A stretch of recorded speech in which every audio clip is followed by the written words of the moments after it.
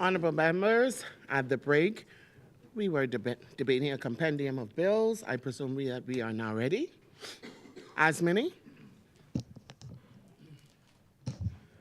The chair recognizes the honorable member for Elizabeth. Thank you, Madam Speaker. Madam Speaker, I rise this afternoon on behalf of the people of Elizabeth, a proud, hardworking community that has always believed in the promise of public service and the duty of government to serve not itself, but the people. And I begin by recognizing the clear, steady, and reform-driven leadership of our Prime Minister, Philip Davis. When this administration assumed office in 2021, we inherited a nation economically bruised, institutionally strained, and facing mounting international pressures. Madam Speaker, it is important that we recall the reality we stepped into, not to assign blame, but to show how far we've come and how much further we still intend to go.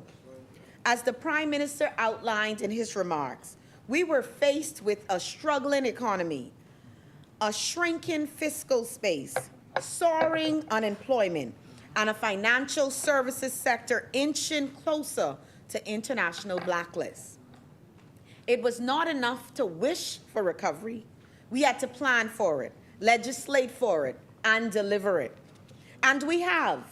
Today, the Bahamas is posting real GDP growth of 3.4%, far above the 1.5 to 2% projected by international agencies. Our economy is larger than it has ever been in real terms, standing at $14.1 billion, exceeding pre-pandemic levels by more than $1.5 billion.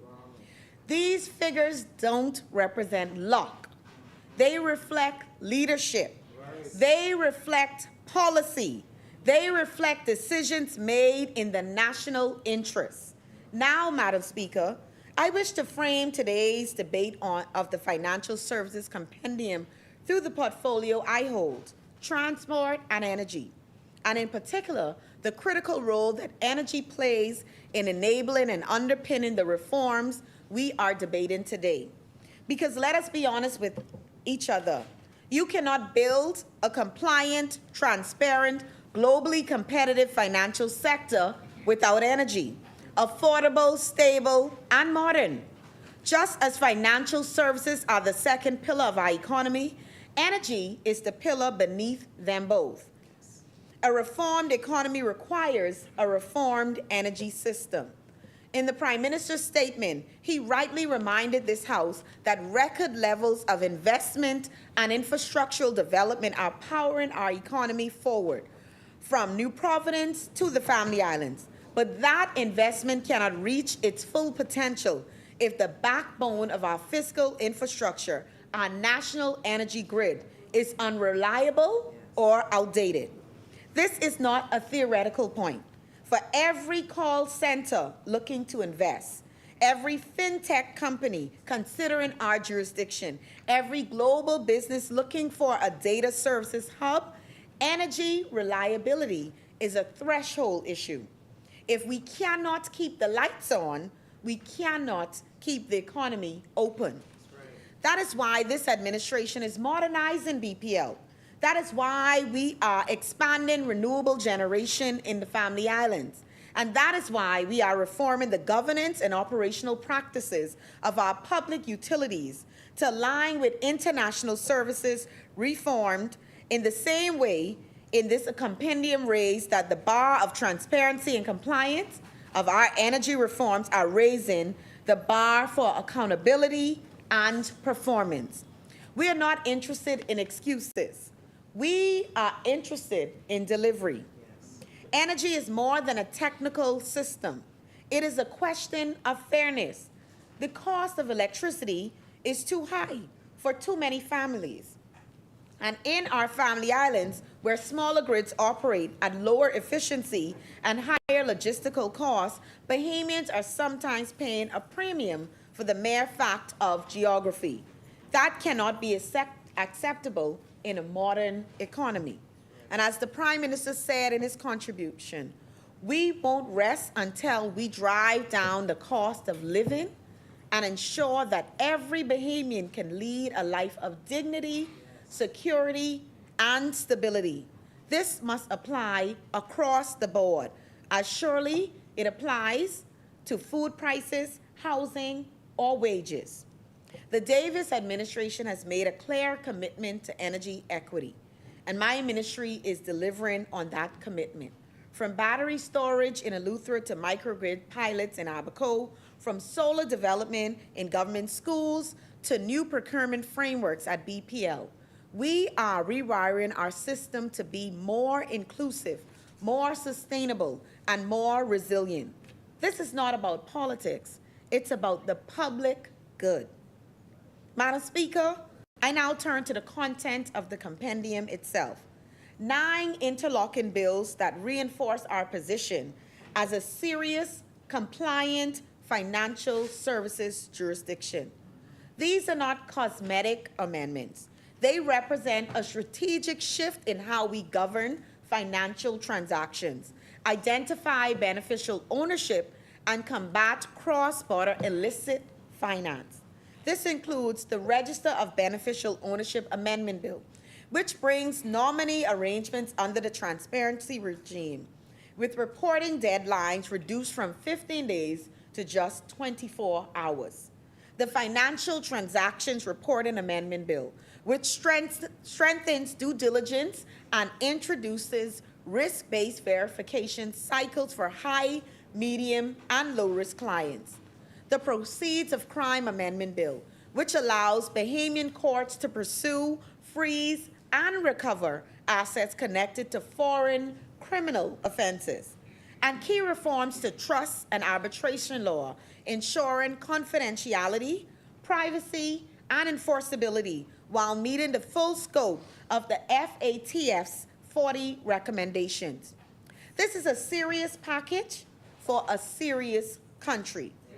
And while my ministry is not tabling these particular bills, we understand deeply that the financial sector integrity and energy sector reform are 2 parts of the same challenge, modernizing the Bahamian state.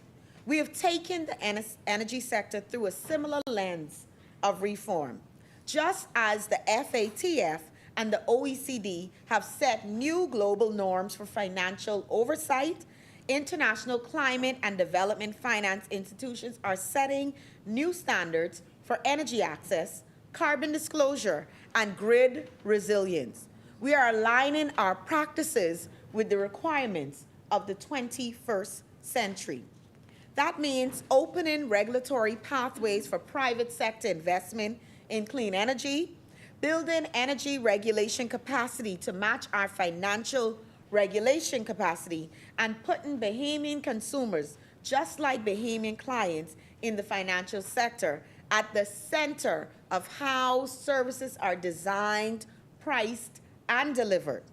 The Prime Minister noted with justifiable pride that Bahamian financial professionals are among the best in the world, punching above our weight in law, compliance, accountancy, and trust services. Let us say the same for our engineers, planners, and technicians, many of whom are working tirelessly to build and maintain energy infrastructure across this archipelago. Reform is only possible when you have the talent to deliver it. Yes. This administration is investing in both sectors, not just policy, but with training, scholarships, partnerships, and apprenticeships. We are building the human capital to support a high-skill economy, and that investment must be protected. Just as we safeguard our regulatory system against financial crime, we must protect our energy systems from collapse, neglect, and underperformance. That means capacity building, succession planning, and reform at the leadership level of our public corporations. If we are to be a model of excellence in financial services, let us also be a model of excellence in utilities and infrastructure. Madam Speaker, there is a broader truth here that goes beyond finance or energy. The Bahamas is a small nation in a complex world, but we are not helpless. We have choices. We have agency. When we choose compliance over convenience, we preserve our sovereignty, not diminish it. When we invest in regulation and reliability, we are not submitting to external pressure. We are certain that we are a country worth investing in. When we speak with one voice on reform, whether in financial services, climate finance, or utility reform, we are saying to the world, the Bahamas is serious. That's why these reforms matter. Let me close, Madam Speaker, where I begin, with the people of Elizabeth, and by extension, the people of the Bahamas. This compendium is part of a broader story of government delivering under the steady leadership of our Prime Minister, a leader who took office in a time of crisis and chose not to defer, not to distract, but to act. The reforms we advance today in finance, in energy, in infrastructure are the result of that leadership. Serious, focused, and grounded in the belief that good governance is about what gets done, not just what gets said. Through that leadership, we are not only restoring credibility, we are building a stronger, fairer Bahamas, one that works better, reaches further, and serves all. Yes. Thank you, Madam Speaker. Yes. Thank you, Honourable Member Asmini. The Chair recognizes the Honourable Member for Marco City. Thank you very much, Madam Speaker. I'd like to thank Almighty God for this opportunity once again to come and speak on behalf of the wonderful people of Marco City and to say to them how grateful I am for this rare opportunity to be an extension of your family, to fight for the dreams and aspirations of every parent and for your children. I'd like to, Madam Speaker, extend congratulations to the young ladies who competed on behalf of the Bahamas internationally and did exceptionally well, as so many talented, gifted young women before them, some of whom have ended up, Madam Speaker, in the House of Assembly as stellar workers on behalf of the Bahamian people. Leslie Bryce is one of them, Madam Speaker, who from a very young age demonstrated tremendous promise and talent. Pia Glover Roll, and Madam Speaker, no doubt these young ladies are inspired by those kinds of examples. I'd like to also, Madam Speaker, extend condolences once again to the family of J. Henry Bostwick. I've previously in the House talked about his invaluable contribution to the Commonwealth of the Bahamas in general, to the legal fraternity in particular, and to, again, Bahamian politics. Young man from Two Chop Corner who many important initiatives the Bostwick family has contributed to in this country. As a 19-year-old, Madam Speaker, I attended and spoke on the platform at Sudden Recreation Ground, along with iconic Bahamians, David Allen, Sandra Dane Patterson, Allison Maynard Gibson, calling for stiffer penalties for rape offenders. And little did I know that Janet Bostwick played such a pivotal role in organizing. First, she said she's prepared to do a one-woman demonstration if necessary, and that mushroomed into what became an incredible show of strength. And obviously, Madam Speaker, for all the progress we've made in that area, there's still work to do in sensitizing Bahamians in general, men in particular, to value girls and women and to be partners and protectors rather than abusers. So we remember Henry Boswick and thank his family for lending him to us. I also extend condolences to Inga Boswick and her family, and to say how much we are praying for you, and to the chaplain of the House of Assembly, who is really one of the most incredible role models in the country, and to have watched him evolve over the years. And even in his evolution, it is clear that he has been consistent in living according to kingdom principles and being prepared to rightly divide the word of God, but also to speak truth to power when necessary. And we appreciate him and his family and extend condolences to him, and to all of the families in Marco City who grieve at this time, who will be involved in homegoing services in Marco City this weekend, and families across the Bahamas. Our hearts go out to you, and we pray that God's peace would help you to fill the void left behind by loved ones who have passed.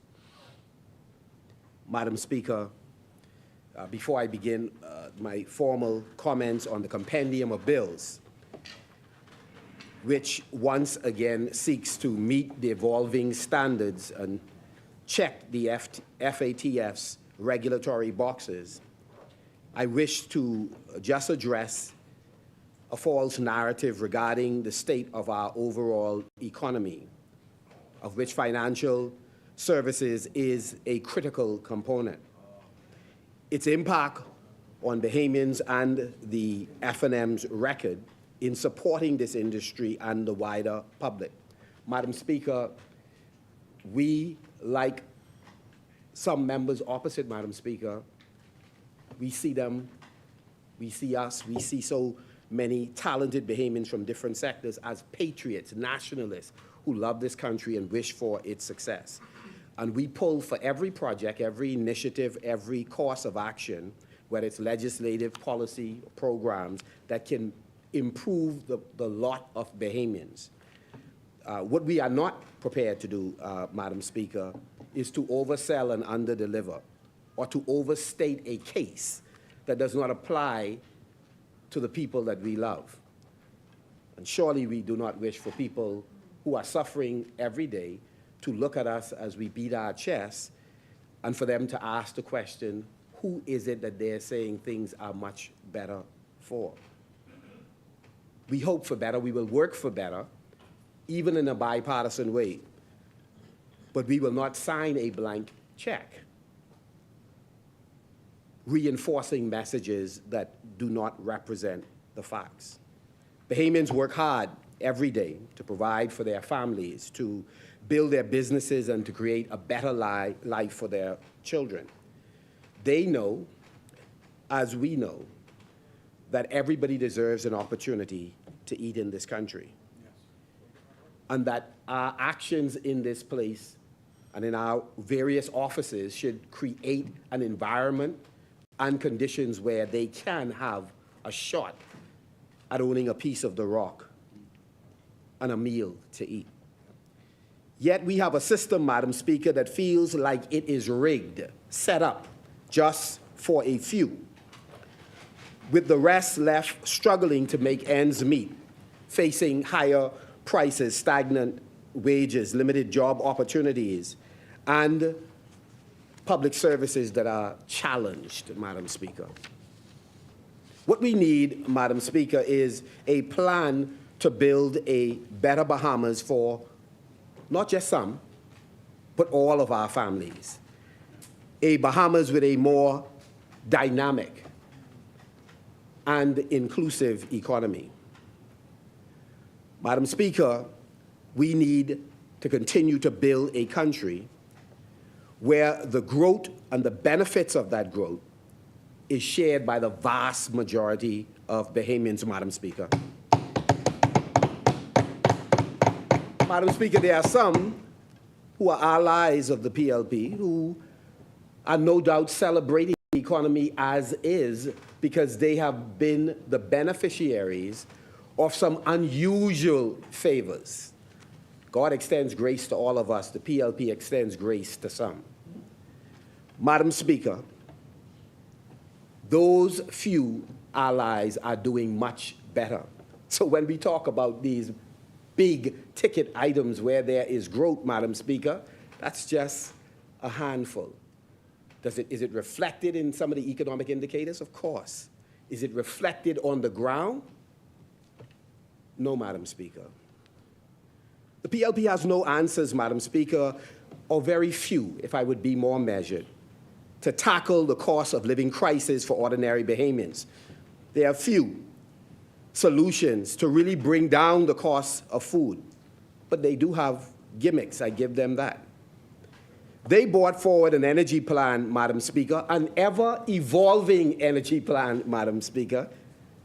When they first brought it, it was a done deal. And each time they come, they are working out the details, Madam Speaker. They brought us an energy plan that even admits in the details that bills will go up for a period. If you listen quickly, Madam Speaker, you would assume, Madam Speaker. The chair recognizes the honourable member for Elizabeth. I am unclear which document the member is referring to, where it states we have a plan that admits the bill would go up, except that we have a plan that spoke to the present situation of our energy sector. And once all of our projects come on stream, we will have a more levelized cost of energy because we have renewables now incorporated and we have cleaner fuels. We're at a better rate incorporated into our fuel mix, which levelizes the cost of energy in the Bahamas. I don't recall any plan admitting an increase. And so that's very misleading. Thank you, honourable member. And Madam Speaker, they have no real strategy to put more money in the pockets of hard-working Bahamians. Madam Speaker, last night I also received a copy of a press release from the PLP which sought to discredit the record of the FNM in managing the Bahamian economy during the crisis. Madam Speaker, particularly, Madam Speaker, over the last few years of our administration. Madam Speaker, we understand it for what it is, an attempt to rewrite history. And we're confident people will not be duped. They saw a number of things that we did not get right, but tens of thousands appreciated the things that we did get right, Madam Speaker. The FNM had to clean up. As we're clear, coming into government in 2017, a tremendous amount of mess left by the PLP, as we will have to do, Madam Speaker, when we take government after the next general election, Madam Speaker. And we got our economy back on a sustainable path. And Madam Speaker, what is true, Madam Speaker, we did not lay off, Madam Speaker. We did not lay off, Madam Speaker, any civil servants, Madam Speaker. We did not lay off during the pandemic, Madam Speaker, any civil servants, Madam Speaker.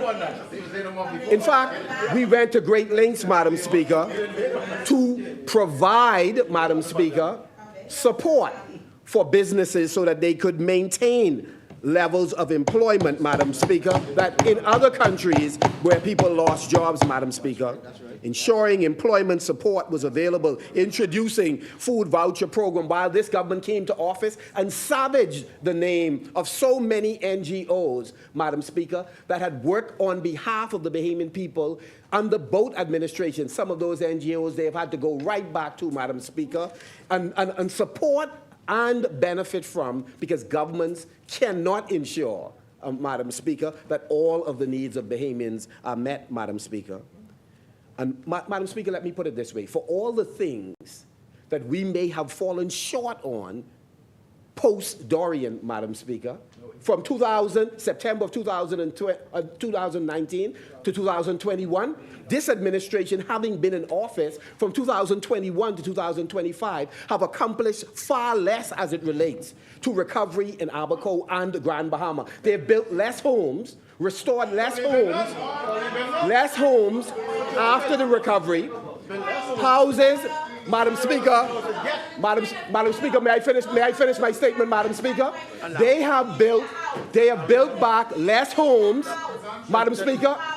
They have built back less homes The chair- that were damaged in Dorian than Chair we did recognizes the that were honourable damaged. member for Elizabeth. Madam Speaker, Madam they Speaker, have- point chair of recognizes the order. honourable member for Point of Elizabeth. order. Point of order, Madam Speaker. You cannot allow that to sit on the record, saying we built less homes than you. You built no homes when you were in government, and we have been repairing homes, and we are also completing the shelter, which you were unable to complete. So it is what you said. It is what you said. You are misleading. You're misleading. the member, Madam Speaker, ought to listen carefully. No. The government led by Philip Davis and Chester Cooper, Madam Speaker, have built back less homes, Madam Speaker, that were damaged by Dorian than we did. We repaired at different levels more than 2,000 homes. This government will be hard pressed to produce 100, 200 homes that have been dramatically transformed post-Dorian, Madam Speaker. That's the point I'm making. We're not talking about the housing project. And since you want to mention the housing project, explain to us how does a minister of housing that is a corporate soul with no signing ability can have borrowed $20 million? And where is the $20 million in the ground for the housing project that you're in charge of? When you are able to answer that question, I will listen to you carefully and believe that you wish to work for the Bahamian people, Madam Speaker. Honourable members, And so, Madam Speaker, Madam Speaker, explain the $20 million. How did you get to borrow that money? How did it come into the Bahamas from Jamaica? And where is it? And where is it? Honourable members, Where is the money? honourable members, Where is the money? And so, Madam Speaker, honourable member, I will strike from the record that the government did build houses, but we are talking about there's a difference between repairs and building homes. So I will strike. No, Madam Speaker, that is not correct. There are homes, Madam Speaker, that were destroyed and that was in fact built by. There are homes we provided from 2,500, 5,000, 7,500, and all of us participated in projects where homes were built. So this is not about a housing project. This is about homes damaged by Dorian. That's the point I made. So there's nothing there to strike from the record, Madam Speaker. Nothing is there. Nothing is there. Over 2,000 homes at varying levels were in fact transformed by the Free National Movement government, Madam Speaker. And that's what the facts are. And they've had more time than we did. The FNM, Madam Speaker, has been committed to working with NGOs and others to ensure that we build a better Bahamas. We do not savage members of our population to score political brownie points that our fabricated audits does not support, Madam Speaker. We don't function in that way, Madam Speaker. As it relates to the food program, the fabricated audit reports did not support the assertions made by the member for Cat Island. That's what I said. Madam Speaker, turning to the compendium, turning to the compendium before us, Madam Speaker. Once again, honourable member, we are reviewing. Madam Speaker, once again, we are reviewing a package of bills, Madam Speaker. Which member? Who are you speaking to, Madam Speaker? I'm asking a question. When you say fabricated audit report, are you saying the auditor fabricated the report? No, let me be clear, Madam Speaker. The member for Cat Island, Rumkey, and San Salvador came in this House having savaged any number of NGOs and claimed that he would lay a report, Madam Speaker, that would substantiate the claims that he was making, Madam Speaker. None of the reports that he laid, Madam Speaker, supported the assertions that he made. So I am left to believe, Madam Speaker, that the Prime Minister fabricated a scenario that he could not support with any audited report. Could not. The chair recognizes the honourable member for Elizabeth. Of the details of the report. fabrication. How could you assert that anyone fabricated anything? And it was created by auditors. So you are suggesting an auditor fabricated. Who are you suggested fabricated anything that you are saying you were not able to see? You are misleading and very dishonest in your assertions. You need to withdraw it. As I said, Withdraw it. maintain my position. You ain't maintaining Prime nothing because you Minister- have not presented no evidence of anyone fabricating anything. And so it needs to be withdrawn and stricken from the record. Provide the evidence. Provide the evidence of fabrication. Yes. Provide the evidence of fabrication. It's not going to stay on the record. Provide the evidence of fabrication. Provide the evidence of fabrication. Provide the evidence of fabrication. You're not going to make those assertions in the House without evidence. Provide the evidence. Strike it from the record, Madam Speaker, because he has no facts. No facts. I'm not taking instructions. I'm not taking instructions. I'm just asking a question. I asked you a question. I said to you, and why is it? Why is it all of this contention? All of this contention. I am asking you. By who? Honorable member, I will strike that from the record. I will strike that from the record. Honorable member, listen. But Listen. you had no authority to board. Character. Madam Speaker, Madam Speaker, I have stricken it from the record. are you sure? Are you sure you want to say that in the House? Madam Speaker, you're leaving that on the record, and can I? Huh? That's not. Are you sure you're qualified to talk Honorable about members, that? Are you sure you want to go down that road? You want to go down that road? You will go down that road? You already? You want to go down that road, Lil Kim? You want to go down that road? You should not. You are not qualified to go down Members. that road. Not qualified. now that the bantering is over, I am going to strike from the record the fact that you said that the Prime Minister, because it's not clear. You're saying an audit report. An audit report is something that is presented by an auditor. So you can't come in this place and say that an audit report that he presented, that was presented by an auditor, was fabricated, because then you're saying that the auditor is corrupt. That is what, and that, Honorable member, I've listened to it all. I'm referring to the Prime Minister commissioning a report on the food program. It was not done by the Auditor General's office, Madam Speaker. Well, who was it? Who was The it Prime done Minister by? should say. The Prime Minister made an assertion that non-governmental agencies, and he identified several of them, were engaged in criminality. But let me say this And to so you. we are saying, I'm saying, Madam Speaker, he presented no evidence. He presented no evidence to support his assertion and assassination of the character of those persons who were involved in the food program. He did not provide the evidence. He laid his speech, he laid documents, and they did not support the assertions that he had. So I'm left to believe he fabricated the report that he brought, seeking to sully the names of people. I am sully striking the names of people. Honorable member. That's what he did. Honorable member, you are in whatever you are presenting, you are saying to this honorable House and to the people that are watching that I have been led to believe. You cannot say I have been led to believe. You have to present the facts to substantiate the fact that you're laying on the table, because you're saying to the world that the Prime Minister is corrupt. And he fabricated. Fabricated means that he came to this place and lied. That's what you're saying.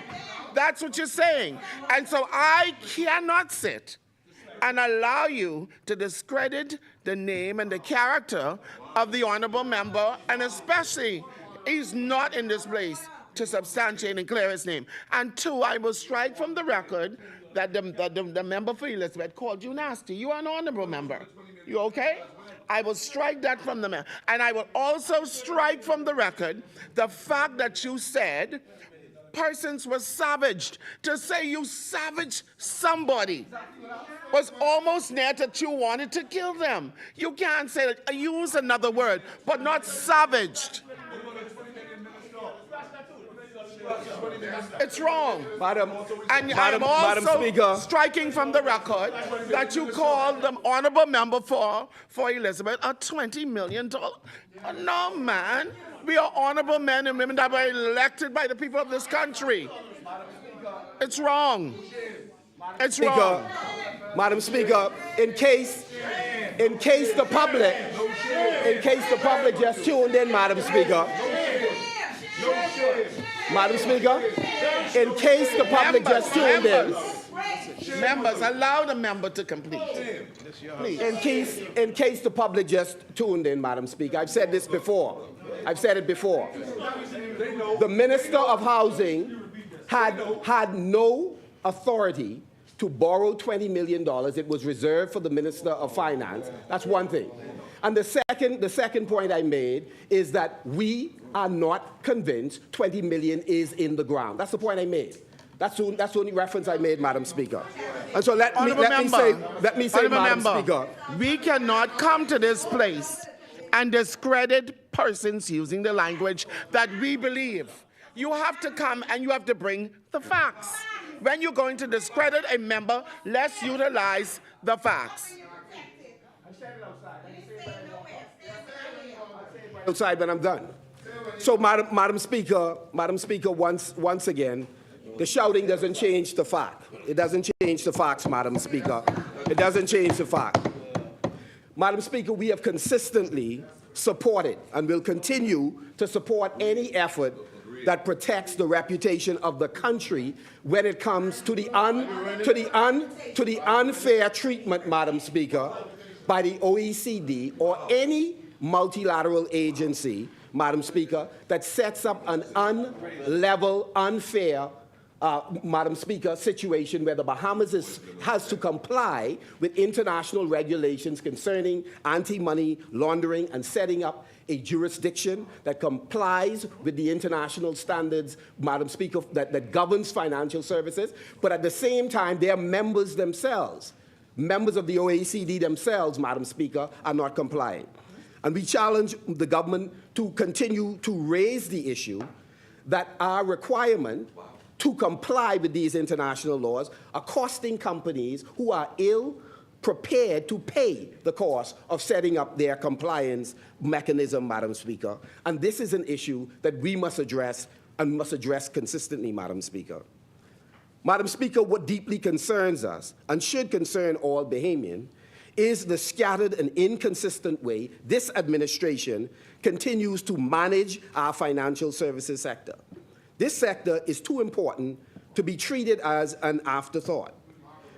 You know, Madam Speaker, that the truth of the matter is that there has to be ongoing consultation, Madam Speaker, and the rush to Parliament for these small amendments, Madam Speaker, while that may be important, what is more important is to have a comprehensive strategy, Madam Speaker, for the overall development of the financial services sector.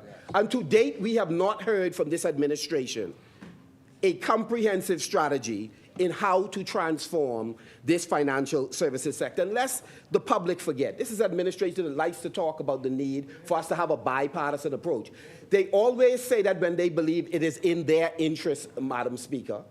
But many times, Madam Speaker, they have used the gray list and the black list to cast aspersions on the Free National Movement. And only when they're in the chair, they talk a lot about the protection of the reputation of the Commonwealth of the Bahamas. But when they have the pulpit as they do now, Madam Speaker, everything that went wrong in the past, Madam Speaker, even if it was 7 years ago, 10 years ago, they wish to hold the F&M responsible for it, Madam Speaker. And it is wrong, Madam Speaker, or FTX having failed and having an Attorney General and a Prime Minister, again, having conversations with Sam Bankman-Fried in a manner that we thought was inappropriate, given the fact that the company was being wound up. So don't talk about Oban. Don't talk about it. Don't talk about it. And so, Madam Speaker, let me remind some of the members in the House, Madam Speaker, do not forget, Madam Speaker, that the PLP government oversaw the destruction of the captive insurance. Madam Speaker, the member is very loose with his assertions today and words. And this issue of to revive these issues that have been answered before, and now to plug in the ones on energy, right? To revive these issues have been answered over and over again, not only in this place, but outside, like he says, where he chooses to go. And then to revive other issues like FTX and other, these have already been answered in here. And here's member Broad and Bragg, and I read for the record exactly. Oh, let me make my point. You're not the only one in here with a point of order. Have a seat. The Speaker recognized me that you are untrue with your assertions. If you listen, practice listening. You say a lot. Practice listening. Practice listening. You say a lot. So, Madam Speaker, the rules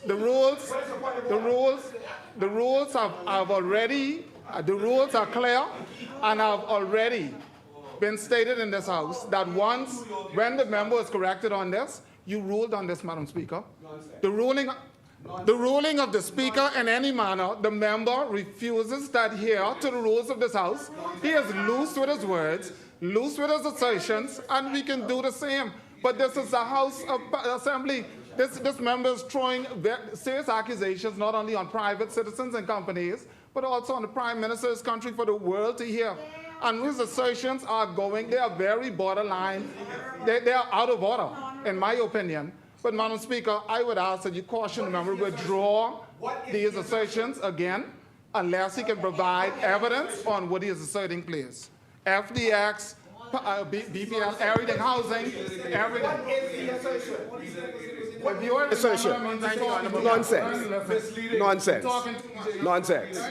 Nonsense. Madam Speaker, let's not forget that it was the PLP government that oversaw the destruction of the captive insurance industry that fled to Bermuda as a result of PLP policies, or the hedge fund industry that fled to Cayman Islands as a result of this administration, Madam Speaker. These developments are historical facts, Madam Speaker.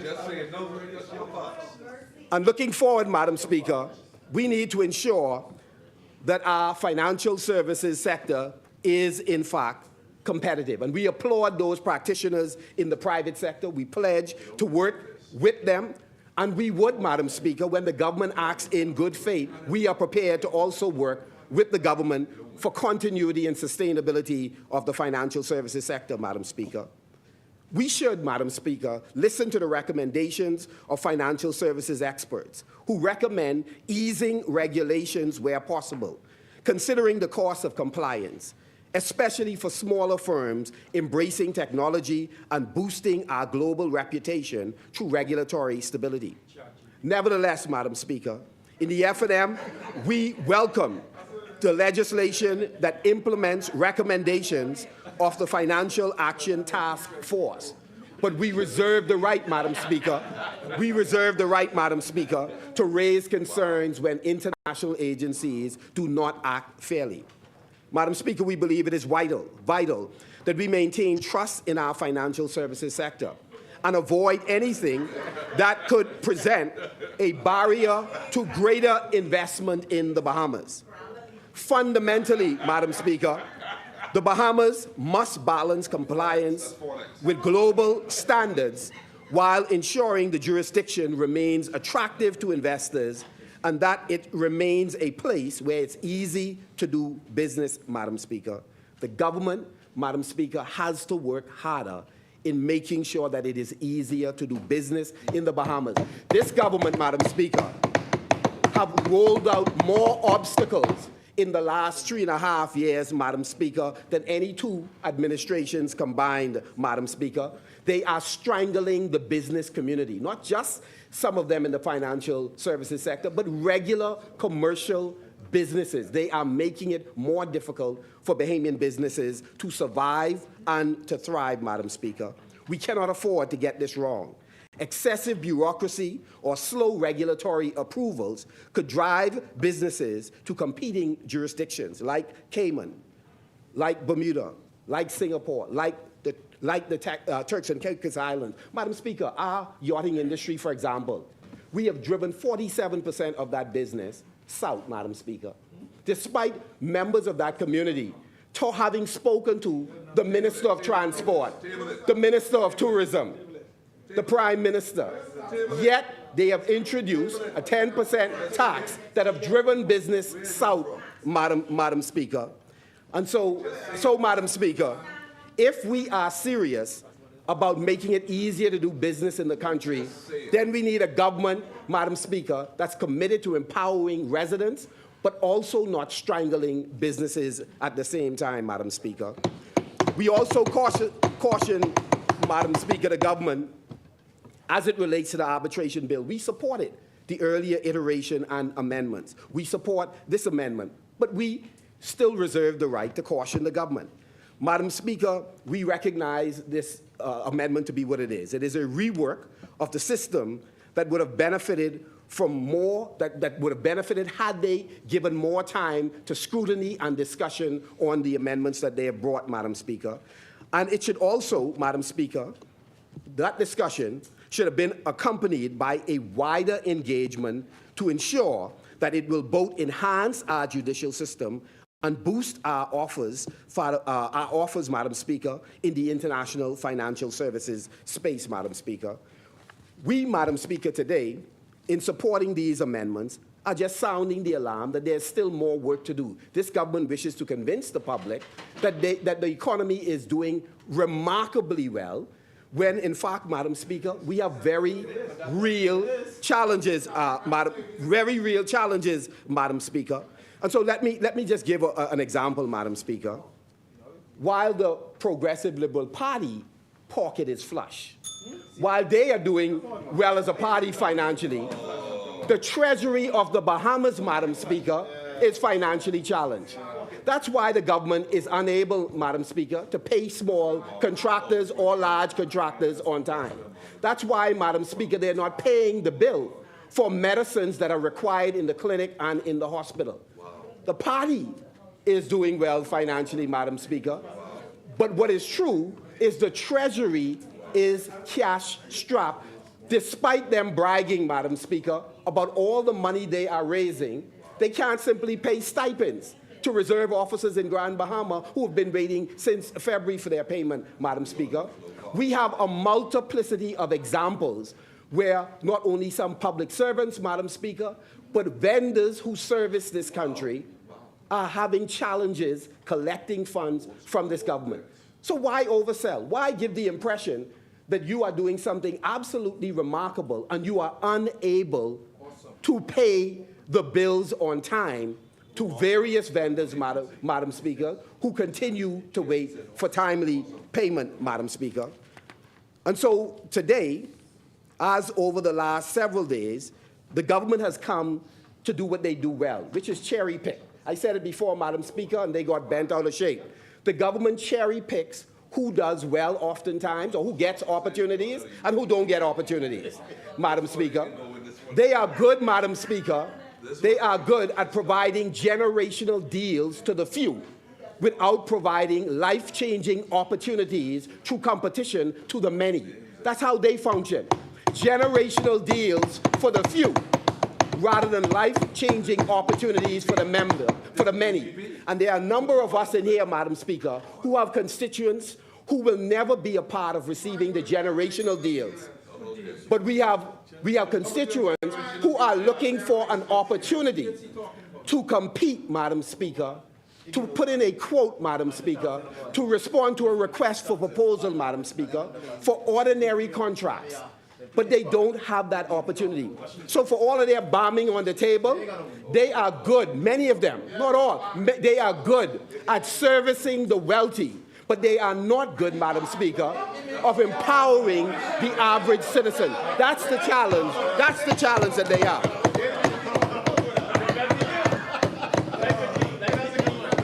Madam Speaker, and for all of their talk about the small man, for all of their talk about the small man and the small woman, Madam Speaker, PLPs and FNMs and others alike are crying that they are not feeling what the government is saying. They are not feeling the so-called 3.4, 3.7%. And look how they cherry pick. I started out by saying, Madam Speaker, this is a cherry picking government, a cherry picking administration. They prefer to ignore what the central bank said at about 1.9. They ignored what the IMF said about slow economic growth, Madam Speaker. They would rather, wrapping up, Madam Speaker, Madam Speaker, they would rather, Madam Speaker, they would rather cherry pick a number, Madam Speaker, to give the impression, Madam Speaker, that we are doing exceptionally well. If we are doing exceptionally well, Madam Speaker, then pay the reserve officers. Then pay the bill, Madam Speaker, for the medication that clinics need. Then buy the fire engines that Family Islands and New Providence need. If the economy is doing that well, pay the bill. With those few words, Marco City supports the amendments. The chair recognizes the honourable member for English State. Thank you, Madam Speaker. On the assertion made on the captive insurance, I didn't recall this because, of course, looking at the dates when this is relevant, I was probably in high school or in school at the time, in the 70s. In the 70s. And it was not driving any business out. And we have to be very careful with the wild rally statements in the House of Assembly and in the Parliament. I'm advised, and I'm being brief because it's before my time. The fund business grew in Cayman because of a legal issue around the responsibility for the fund administrator for the actions of the investment managers, the legal issue and the laws at the time. In effect, Bahamian law held in the courts that administrators were responsible for the actions of investment managers. And while the issue was being litigated through the courts, the captive insurance, much of the business went to the Cayman Islands, which did not have a similar law. And no, it's not the point. It's not the point. You would think so because you come from an era when, we move away from that. We in that era right now. We in that era. Yeah. And so the assertion is not correct, but it is the manner in which these allegations are being asserted in here. And yes. The one issue, Madam Speaker, that I do take offense of in particular is this assertion that the PLP services the rich. Yes. I find that very rich, because I happen to be one of those who sat in this Parliament where the Free National Movement Administration, where the member of Marco City was a senior member in the cabinet, sat right over there, where they changed the laws in this country that undermine the Commercial Enterprises Act, undermine Bahamian labor in this country, and gave prioritized favor to workers of a foreign origin. The very same administration that gave away thousands of acres of land to a foreign company, which turned out to be a fraudulent enterprise, and the very same administration that when Lyford Key wrote one letter, they even talk hard. They put it in ink, one letter.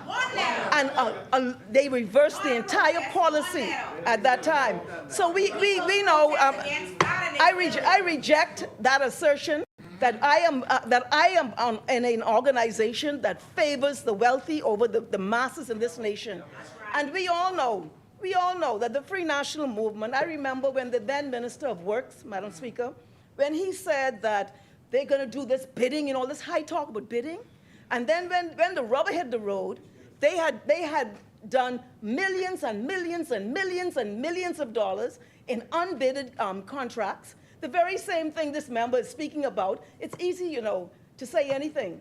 But when you put the facts on the table, you see they're not in a position to speak about these things, Madam Speaker. So I just want to put that on the record. It is clear that the Free National Movement historically, up till a couple years ago, has favored the wealthy in this nation over the interests of the average Bahamian. Thank you very much. Thank you, Honourable Member. Thank you. The chair recognizes the Honourable Member for Marathon. Madam Speaker, thank you. Just to bring some clarity, right, to the Bahamian people. While we know that the Bahamian people know that homes were built under this administration, I would like to say that we have done 146 homes in total since this administration came in, okay? Wow, 146% more. Just to bring clarity to Where's that. that, in Abaca? You'll get that, Madam Speaker. Okay.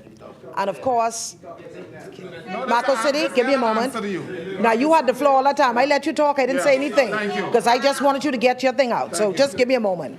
Give me a moment, right? Give me a moment. To go with that, Madam Speaker, the member for Marco City would have mentioned, talking about the 20 million, right?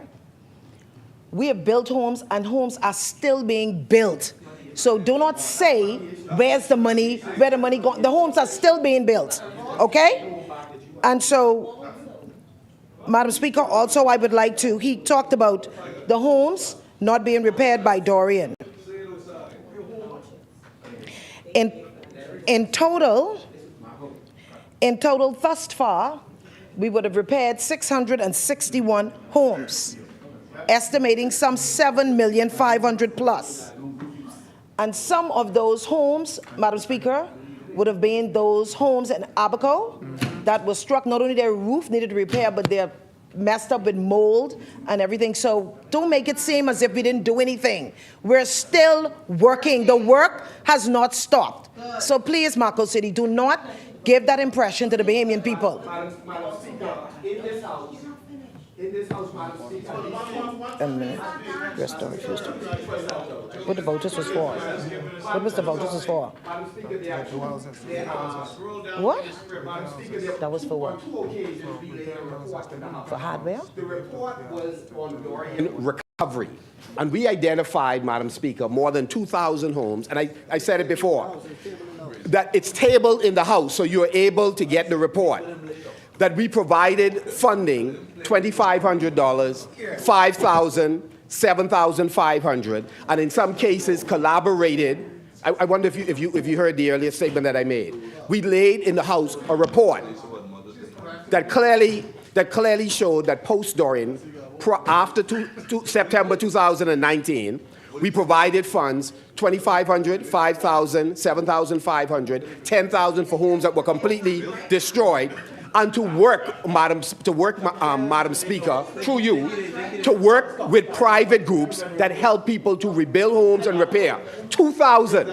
So my assertion, Marathon, by way of you, Madam Speaker, is that post-Dorian, that's the work that we did as it relates to home repairs and construction.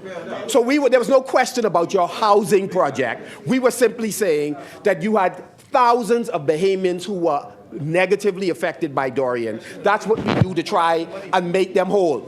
In this case, urban renewal under the Davis administration does not have a similar record of helping persons to repair their homes, and I gave numbers. So all I'm saying is find you said 126 new homes built, find how many houses you repaired since Dorian. It's now, you've had 4 years since you've been in. The chair recognizes the Honourable Member for Yes. Marathon. Well, the member for Marco City, I don't know if he can recall. I want to just juggle his memory a bit. You talked about repairing homes after Dorian, right? It came to my understanding that you gave out vouchers, right? For hardware stores, for persons to get hardware. Those vouchers were not honored. Those vouchers were not honored. You did not repair the home. Members, Go sit down. allow the member. Those vouchers is not Allow on. the member. Why they honor the vouchers? Why they honor the vouchers? And you talking about us not paying bills? Why they honor the vouchers? Yes, answer, please. So, and member of parliament for East Grand Bahama can also speak about Grand Bahama having ran the office there. But there, funds that were provided did several things. In some cases, it benefited on the labor side. In some cases, it benefited on the material side. In other cases, it assisted in both. And so what we have done is more than 2,000 homes were affected at one level or another. All I'm saying is you've been in office. You've been in office 4 years. How many homes have you repaired? In West Grand Bahama that you mobilized the entire government to go and win, there are hundreds of homes that still need hurricane repair in East Grand Bahama. In East Grand Bahama. Hundreds of homes to repair. So all I'm saying is while you have done, and I've said it before, you've done a better job on the housing in terms of urgent construction, in repairs and home replacement post-Dorian, you failed as a government. That's the point that I'm making. That's the point. Chair recognizes the honourable. We have not failed. You talked about the hundreds of homes that needs to be repaired, right? I blame you because it was under your remit. You didn't do anything. So now we're trying to clean up what you did not do. And we are repairing. Your hardware, your vouchers for the persons to get repaired, the hardware store did not honor your vouchers to have the places repaired under your administration. So we're working, we're doing everything we can for what you left undone. I finish with that. Madam Speaker, the member for Marathon, Honourable members. Madam Speaker, the Members. member for Marathon was doing so well. That's why I advise you, member for Marathon, do not accept notes from your colleagues because they are not going to lead you correctly. I'm saying there's a report we have laid. No one in the House of Assembly on the government side took issue with the numbers that we shared with the public on how many homes we assisted. We did not get it all right. But I'm saying for all of the things we did not get right, you all failed. You have failed after 4 years to produce 200 or 300 homes that you have assisted with hurricane repair. In fact, in Grand Bahama, many of the contractors are not yet paid. They were mobilized in 2022, a number of them, and today a number of them have not been paid. That's why the repairs stopped. That's why we had more people on roof repairing homes during the by-election than the government. Then the government came and mobilized them on a word, and even now, having mobilized them, a number of those projects have stopped. Ask the people of West Grand Bahama. And I know, Marathon, if you was there, you would do better. But all I'm saying is they wouldn't continue to repair the homes. They won the seat and abandoned the people. Won the seat and abandoned the people. That's all I'm saying. We could do better. The chair recognizes the honourable member for Engliston. Madam Speaker, just on the issue of the repairs and lack of repairs, I have the advantage, like the member for Marco City, but his memory is impacted, of remembering what actually happened when it dealt with the repairs of post-hurricane. And in fact, what was so startling, the member of parliament then for East Grand Bahama, who was Deputy Prime Minister, Minister of Finance, and before he no longer held that office, he spoke about the neglect in his constituency, that people were still living in tents in his constituency. This was a senior member, and his speech came 4.5 years, the same 4.5 years we're hearing about, after they had been a government. And he spoke about the utter neglect in his constituency. So I just want us to have a perspective that is balanced so that Bahamian people do not feel we're just in here trying to promote some political line which is not reflected in the facts. Thank you very much. Thank you, honourable member. Asmini.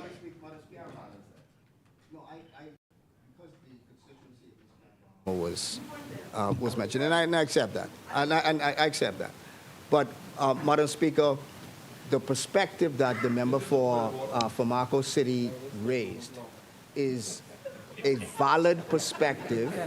It is a valid perspective when you look at the amount of time that was taken. When you look at what was done by the Free National Movement during that period of time, because I was present as the Minister for Grand Bahama while those homes were being assisted. Over 2,000 homes were being assisted between Grand Bahama and Abaco. Yes. And that is the point, Madam Speaker, Madam Speaker, we accept that we did not do everything that we ought to have done. We accept that. Yes. But we still did more than you done. That's the point. That's the point. That's the point. Way more. Way more. We still have done more than we did. And accept that we didn't do all that we could have done. Thank you, but we Member. still did more. As many. We did more than you were prepared. That's the point. The article, but in fact, if I recall correctly, the then member for East Grand Bahama, you were not the member. You were not elected. He said that it was a very imperfect exercise. No, very imperfect. Not this thing you bragging about. And a lot of people were impacted. No, so I'm saying don't come in here, but my dog better than your dog. We don't want to hear that. No. We don't want to hear that. Your senior member of your party who sat in this parliament, who was your deputy leader, he said that you failed in that regard. Thank you, Honourable Member. The chair recognizes the Honourable Member for Madam Speaker, Yamaha. just so, Madam, we at least own up to where we fall short. Y'all don't own up. You don't own up. Yamaha. Madam Speaker, thank you, Madam Speaker, for allowing me to contribute to this debate today. Madam Speaker, I rise on behalf of the good people of Yambacroa, who was graciously allowed me to be in this house today to represent their aspirations and dreams. Madam Speaker, there are a few points to be made in this conversation that can't be denied, and it seemed to be rebutted after an assertion is made on the other side. So I'm going to just state a few facts in my contribution and then segue to the debate. Madam Speaker, the fact about the house repairs and vouchers, as we understood, has already been clear, and on record, I want that clarity to be stated that vouchers were given to people to repair houses. So the assertion that they repaired houses is different than, that's why I say we sought to assist people. And persons who lost complete homes were given $2,500. I used to live in Grand Bahama, Madam Speaker. I lived in Grand Bahama for 15 years. And so Marco City can't tell me, there are a lot of things, and me and him can go forward, back and forth on a Marco City. Some things he would not like. So I would ask him to caution himself and his behavior, because members. Don't sing it, bring it. I could bring it.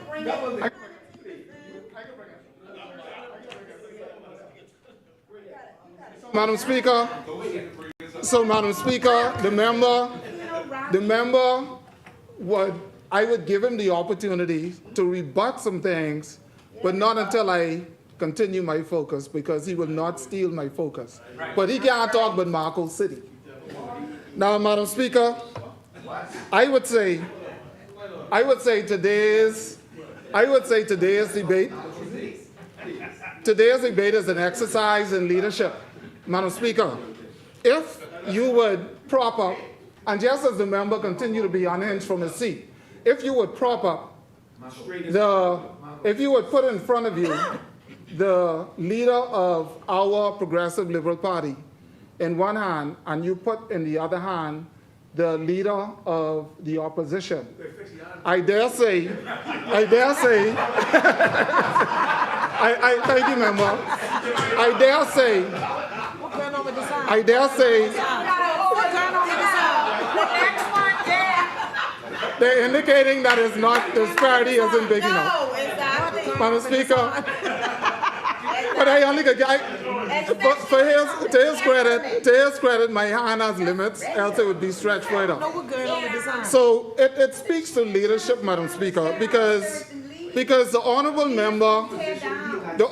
member has made, I've never seen my leader, the honourable member from Cat Island, make sweeping accusations of untruths, careless and reckless nature when it comes to people's character and when it comes to what they say is on record, in audits, on paper.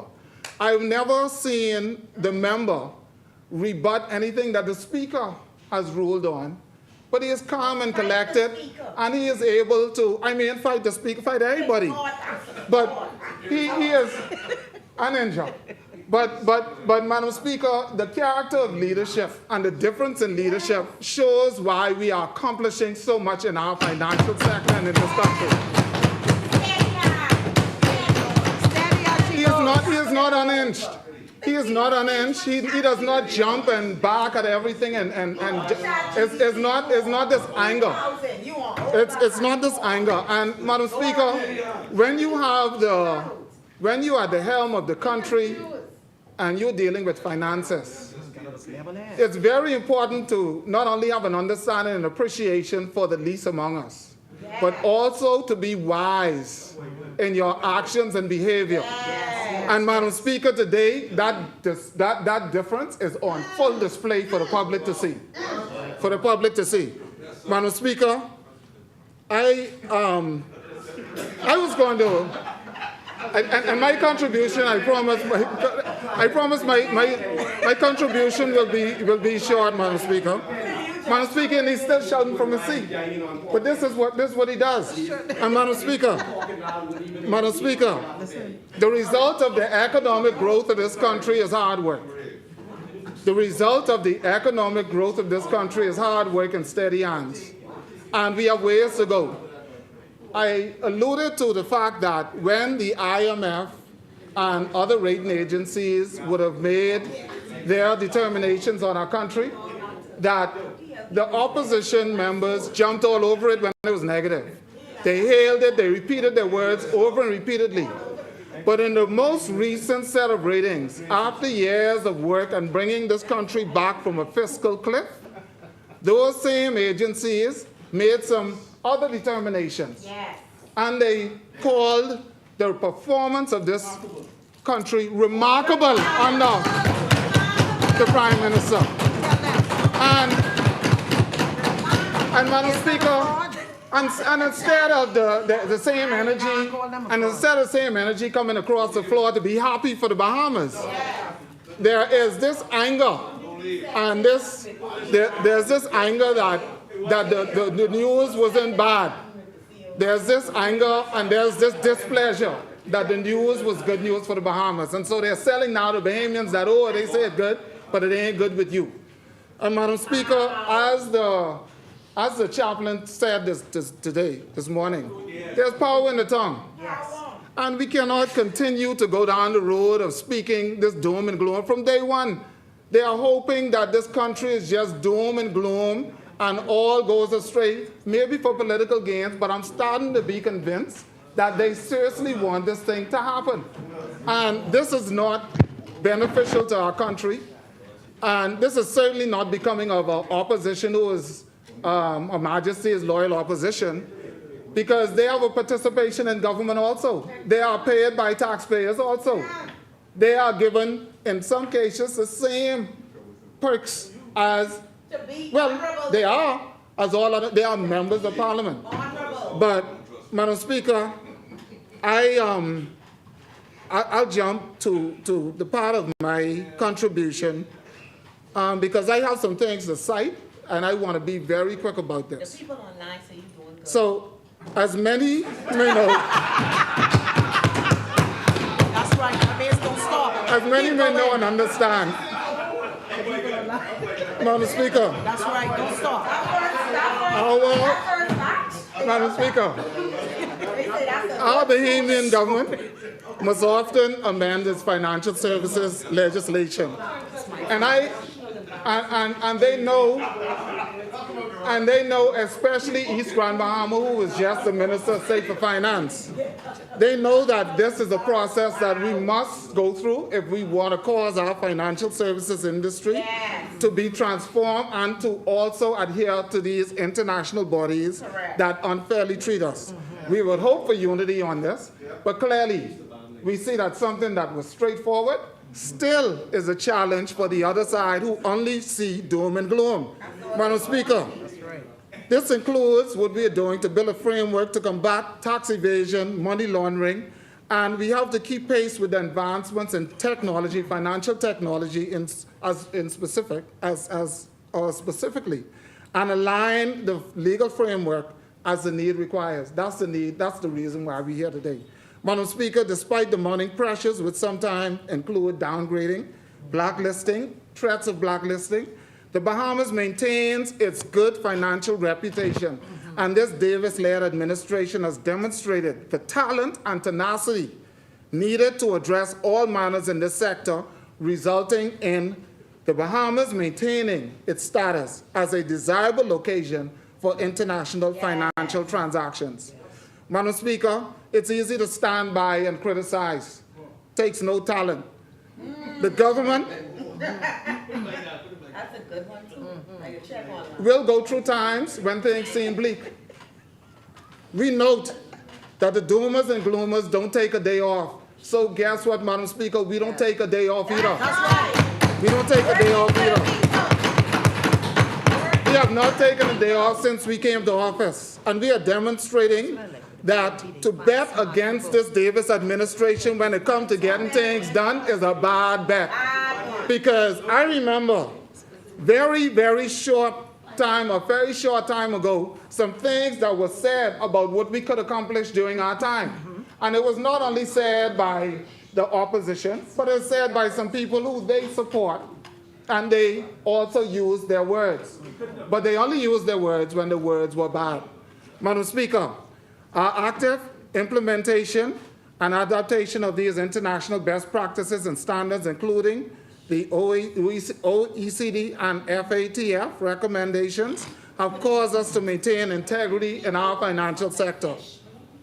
Madam Speaker, we have been active, and the numbers don't lie. No. That's right. Madam Speaker, our Prime Minister does well to remind us that upon coming into office, this was not the case. The country was not on good footing. Right. The country was on a financial cliff. Yes.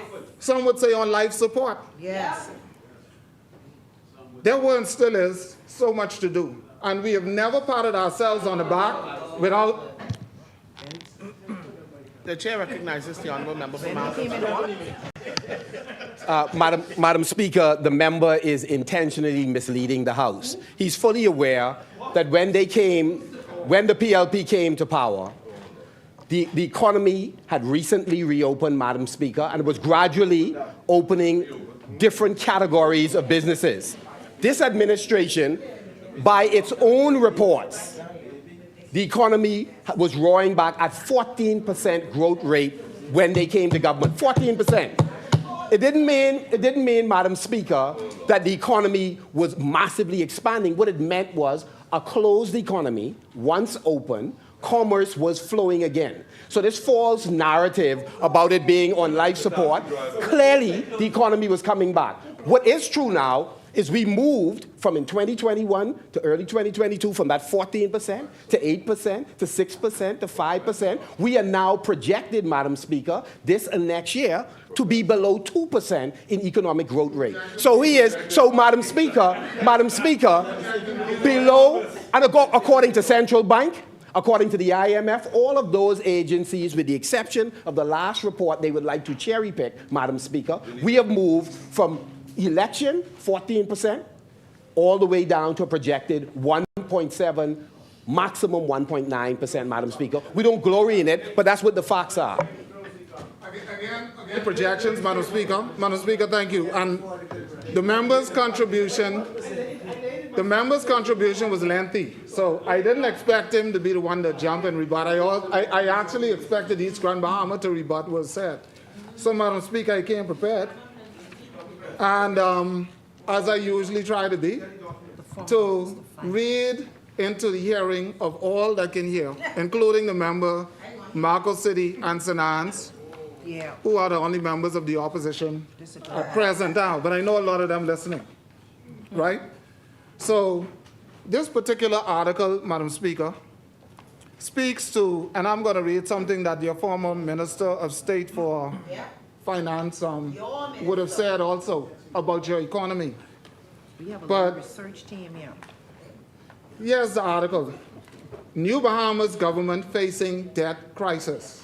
This is after we came to office. It says a looming debt crisis, and it's going to prove. Let me just preface this particular article with the fact that the member from the other side is the only person who seemed to believe, him and maybe St. Barnabas, who seem to believe what they have said, because I found no record of this growing economy that's flowering and that we inherited.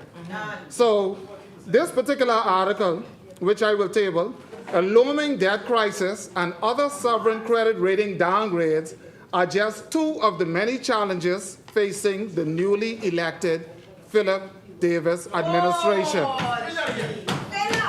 Read it good.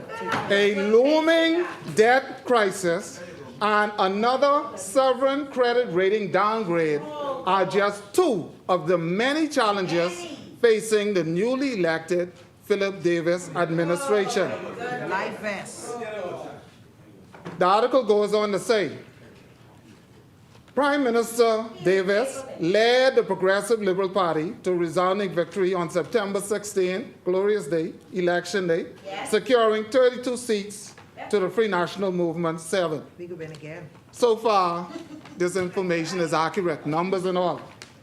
It's time to face, and this is a quote, it is time to face our challenges and face them head on. You voted for a new day, a new beginning. And this is what the leader said facing those challenges. Davis said during his victory speech. This is what leadership is, Madam Speaker. This is what leadership is. They've been speaking doom and gloom. We got it. We inherited it. And the first thing my leader said was, it's time to face our challenges and face them head on. Yes. You voted for a new day and a new beginning. It goes on to say, the Prime Minister and his cabinet face a myriad of challenges, including a turbulent period of mounting debt, double-digit unemployment numbers, stagnant economic growth, low vaccination rates, and a recent credit rating downgrade under the former administration. One day after Davis was elected, the article goes on to say, and guess what? This could take the majority of my speech because I ain't gonna go back really. This could be enough. One day after Davis was elected, this article, international credit rating agency Moody's announced that it was downgrading the country's long-term issuer and senior unsecured ratings to BA3 from BA2. This latest downgrade, this is one day after we took office, takes the Bahamas to even deeper debt into non-investment grade or junk status. Madam Speaker, they ain't a point of order this because they know the truth. They ain't a point of order, they know the truth. In its release, Moody's highlighted that the country's $10.35 billion national debt is now more than 6 times bigger than the government's annual income or revenue base. Moreover, this is what we inherited. Moreover, the rating agencies made clear its negative outlook on the Bahamas, which signals there could be another downgrade in the offering. Yes, yeah, this is, and this is the untruths they speak from their seat, from the floor. He could not have been the administration, or he was dead asleep. Either he was there or he was asleep. Madam Speaker, and this is what I say about strong leadership on display, right?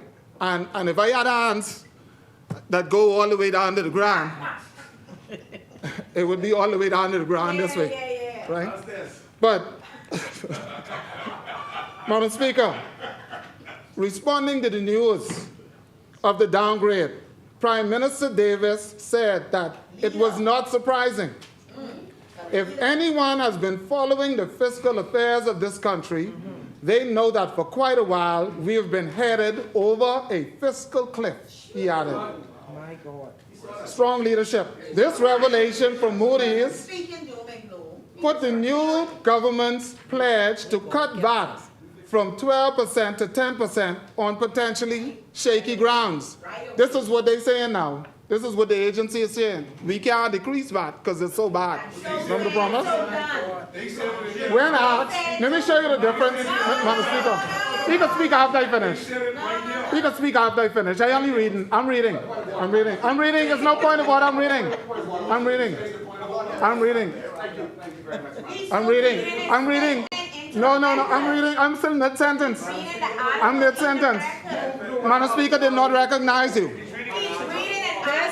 Madam Speaker, can I finish in mid-sentence? I'm mid-sentence.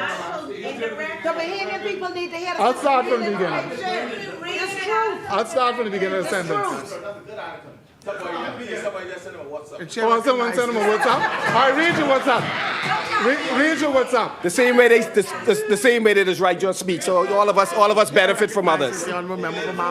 Madam Speaker, there's. I will lay this when I'm through, Madam Speaker, and this is from Eyewitness News, Madam Speaker. Eyewitness News, Madam Speaker, in 2021, Madam Speaker. Now, you'll get it shortly. The Bahamian economy, Madam Speaker's gross domestic product recovered significantly by nearly 14% last year in real terms when adjusted for inflation, as business activity began to show signs of recovery from the adverse effect of COVID-19 pandemic.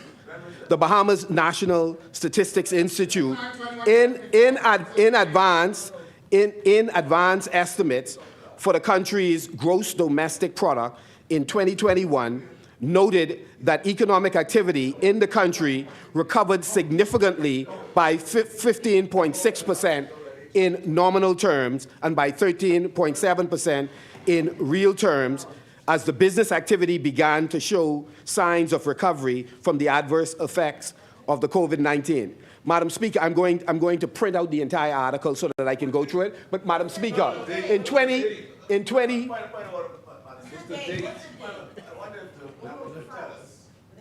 April 1st, 2022. April 1st, 2000. And so they were referring, allow me to finish it. They were referring to the previous year economic growth, Madam Speaker. And so the point I made, I want a point of order.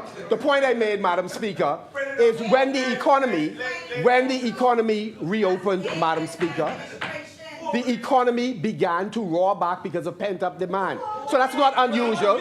It's not unusual. So I'm taking issue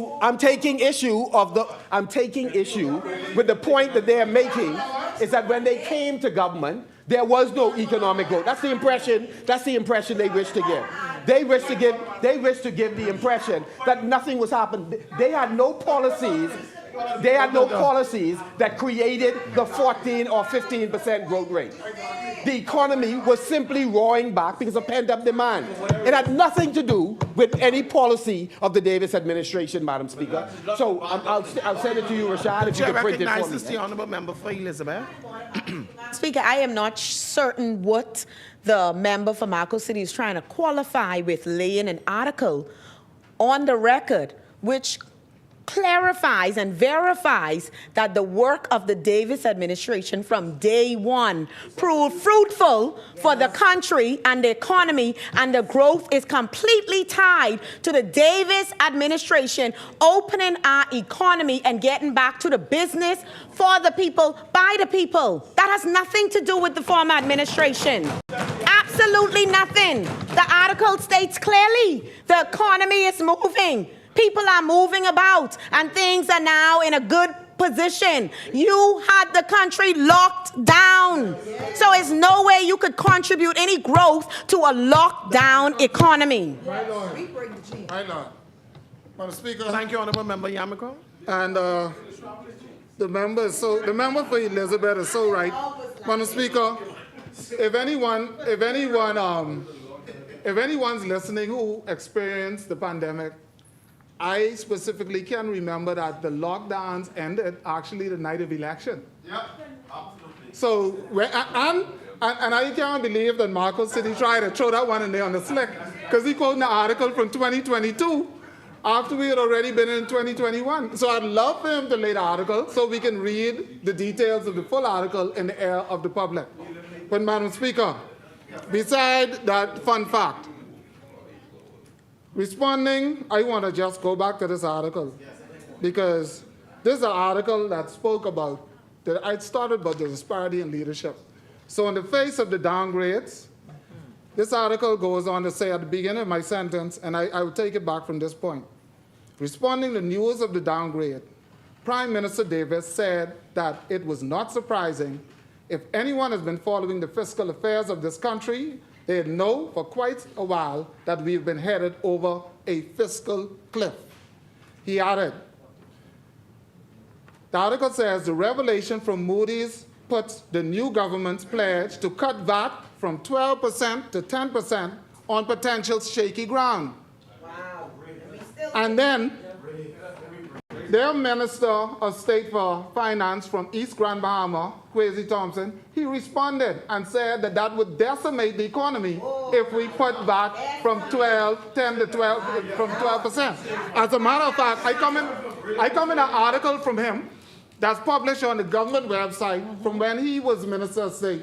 And these things don't go away. The facts are very stubborn things. Madam Speaker,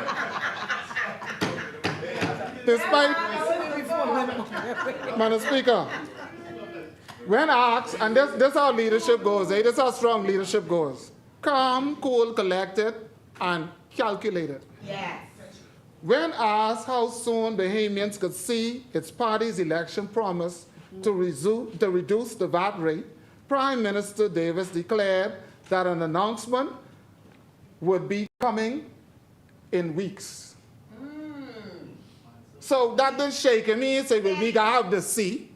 He didn't say, well, the rating agent, we project and we forecast and all these negatives they still throw here. When asked, look here, y'all in downgrade, you headed for 2 more. You all say y'all get decreased back. They saying you can't do it. What are you going to do about it? Prime Minister say, wait for the coming weeks. So said, so done.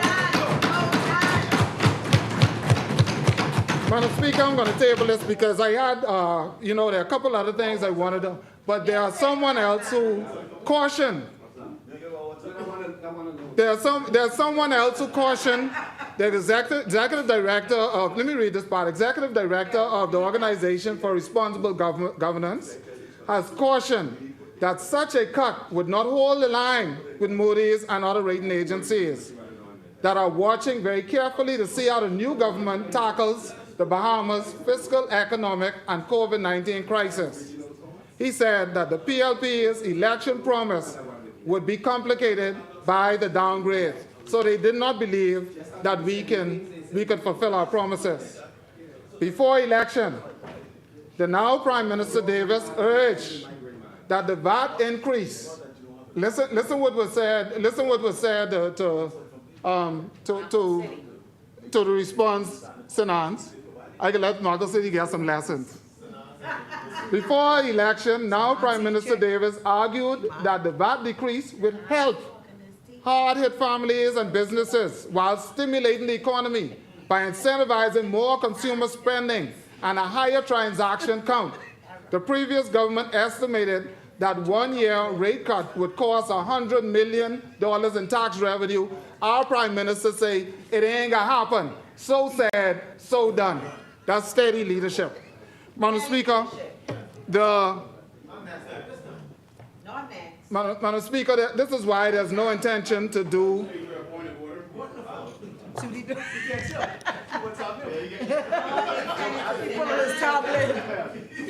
The chair recognizes the honourable member for St. Anne's. I'm reading from a CARICOM report, Madam Speaker, dated the 25th of September 2021. Amidst rating downgrade, Bahamas set to grow by 8% in 2021. CARICOM business. They didn't even come. Sorry. What are you talking about? And who are you talking to? Good. Amidst rating downgrade, Bahamas set to grow by 8% in 2021. CARICOM business. The U.S.-based rating agency, Moody's, downgraded the sovereign creditworthiness of the Bahamas, slashed the country's long-term issuer and senior unsecured ratings to BA3 from BA2 a day after the general election. New government, new rating. Boom. Moody's in maintaining a negative outlook of the Bahamas, justified the downgrade by saying the downgrade to BA3 reflects the significant erosion of the Bahamas' economic and fiscal strength occasioned by COVID-19. Moody's, Madam Speaker, the rating agency that this government is trying to boast of some years later, says that in maintaining a negative outlook on the Bahamas, justified the downgrade by saying the downgrade to BA3 reflects a significant erosion of the Bahamas' economic and fiscal strength occasioned by COVID-19. Not occasioned by the F&M, occasioned by something the entire world, except for this PLP administration, seems to acknowledge existed. The report, Madam Speaker, goes on to say that Moody's said its baseline expectation assumes tourism arrivals to remain close to 75% of 2019 levels. September 25th, they're already expecting tourism numbers to remain close to 75% of 2019 levels. Nothing to do with the PLP. Moody's said its baseline expectation assumes tourist arrivals to remain close to 75% of the 2019 levels for the remainder of 2021, leaving tourist arrivals at around 50%, of 2019 levels.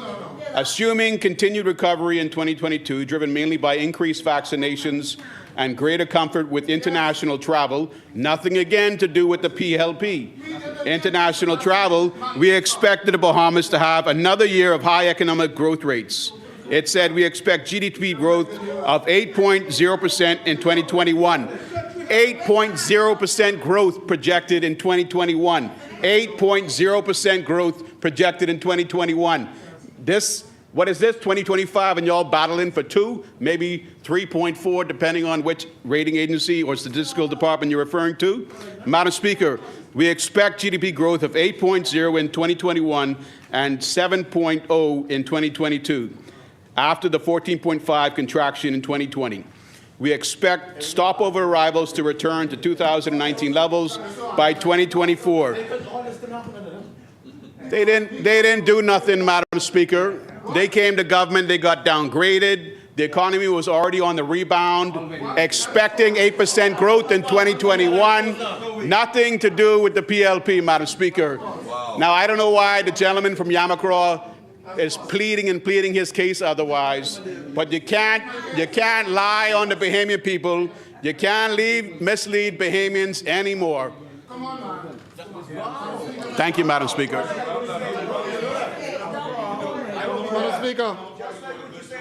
Madam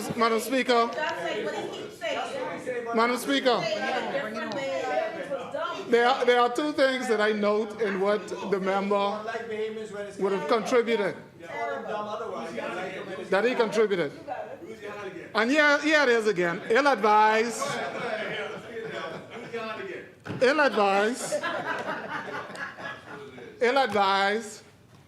poor research, inaccurate statements. if you're attributing, and I wouldn't believe, I can't even get drawn into this, but if you're attributing the day after our election that a downgrade is because of the PLP, then you lost bad. You slow. So he's slow. So the member gave a lot of, I opened the member and he's slow.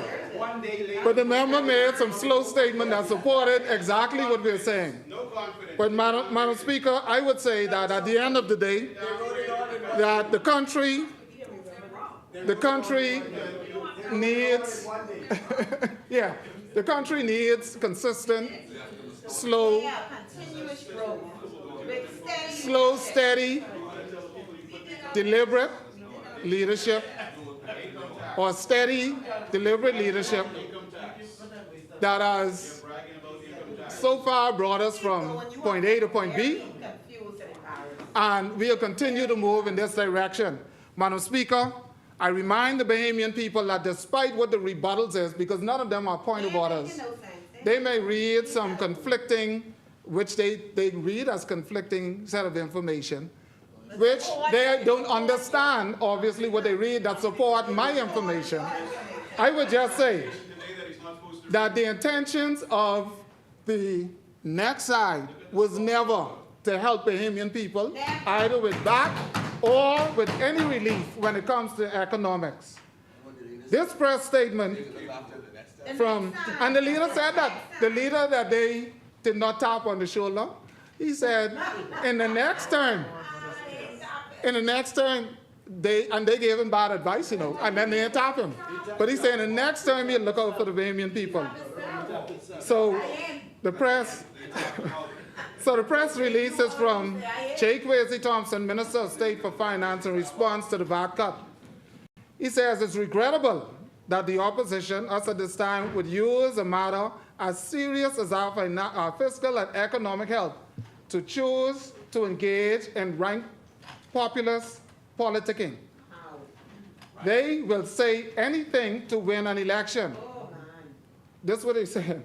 We remind the opposition that the government operates under the fiscal responsibility legislation enacted by this administration, precisely to eliminate the kind of arbitrary and self-serving positions put forward by the shadow Minister of Finance over the weekend. And notice they call our VAT decree self-serving.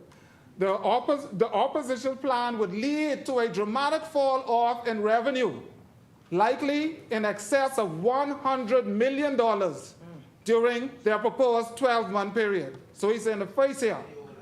We could lose $100 million if we cut VAT. And at a time when the country's fiscal resources are under tremendous strain and the need for government support on social and economical programs are even pronounced, the government cannot operate by trial and error. The 12-month period will only destabilize our economy, causing the PLP to have no choice but to return VAT to 12% the following year, or increase it to 15%. The country needs stability and consistency. This is the advice the minister, and I'm going to invite the public to go and read what he said about this, what the opposition said about not only the decrease in VAT, but all our economic plans that are now yielding fruit. Madam Speaker, there's a very strong case to be made here.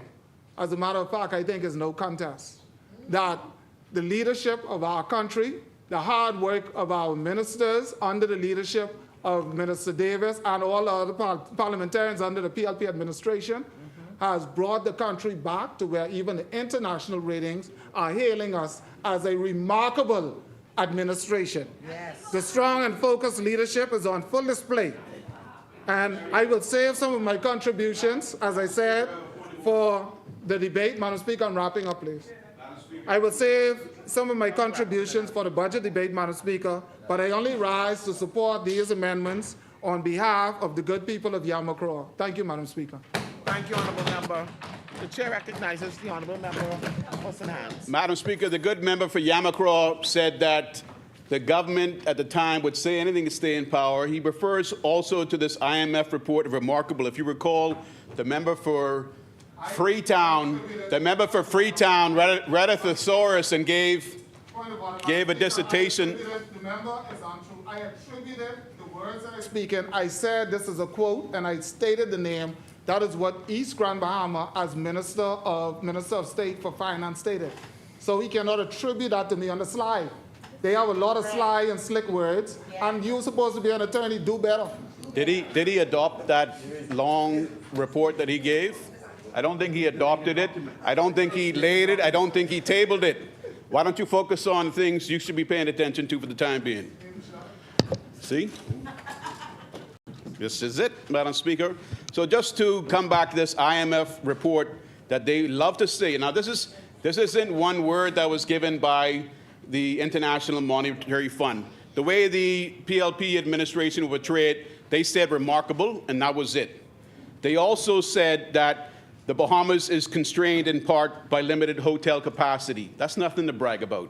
They also said inflation is now modestly negative, but the cost of living remains high. Who over here sees the cost of living as something that is remarkable? That's nothing to brag about, Madam Speaker.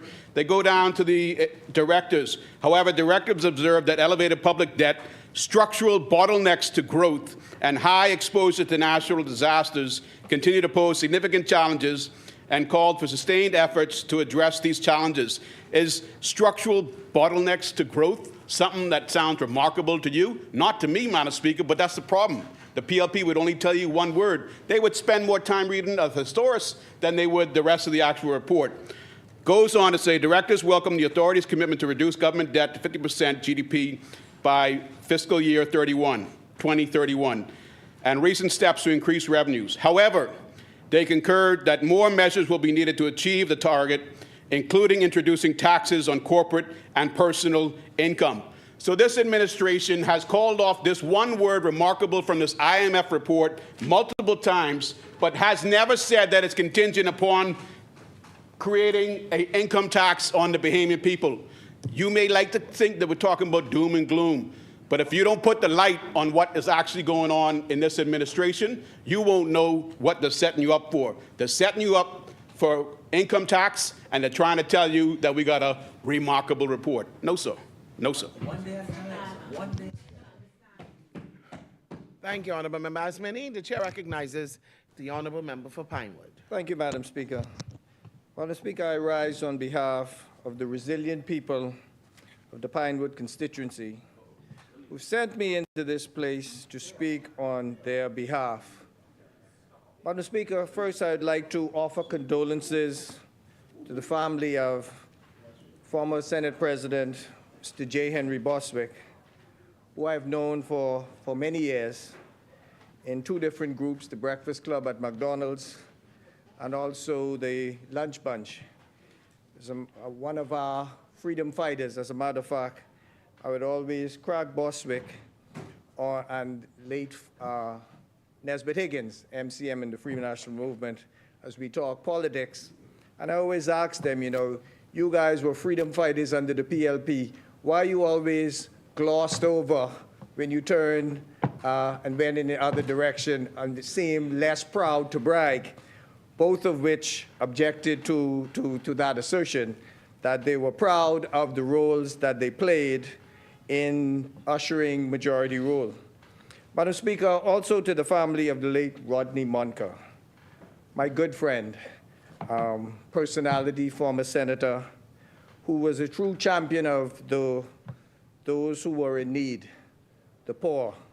And if you would tune into his show, many days he gave out my personal cell number to people of the Bahamas to call me, who he said to call me, because that's the kind of person that he was.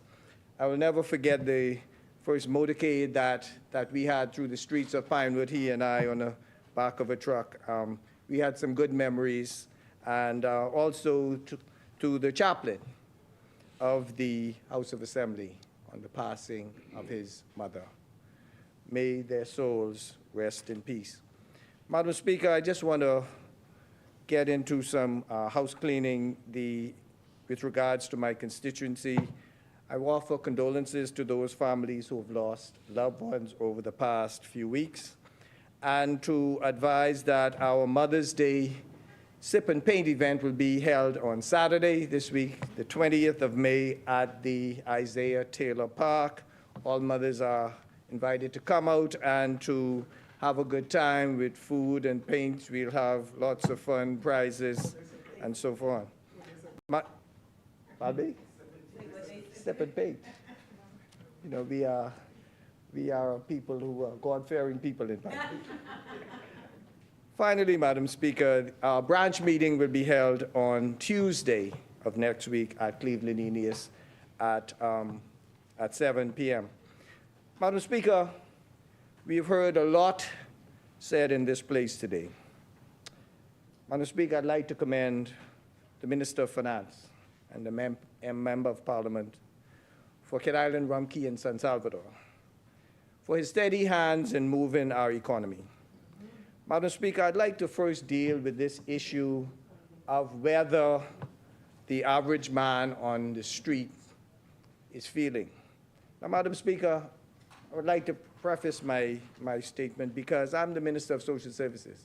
I'll be the first to admit that there are still needs in this country, some of it caused by external forces.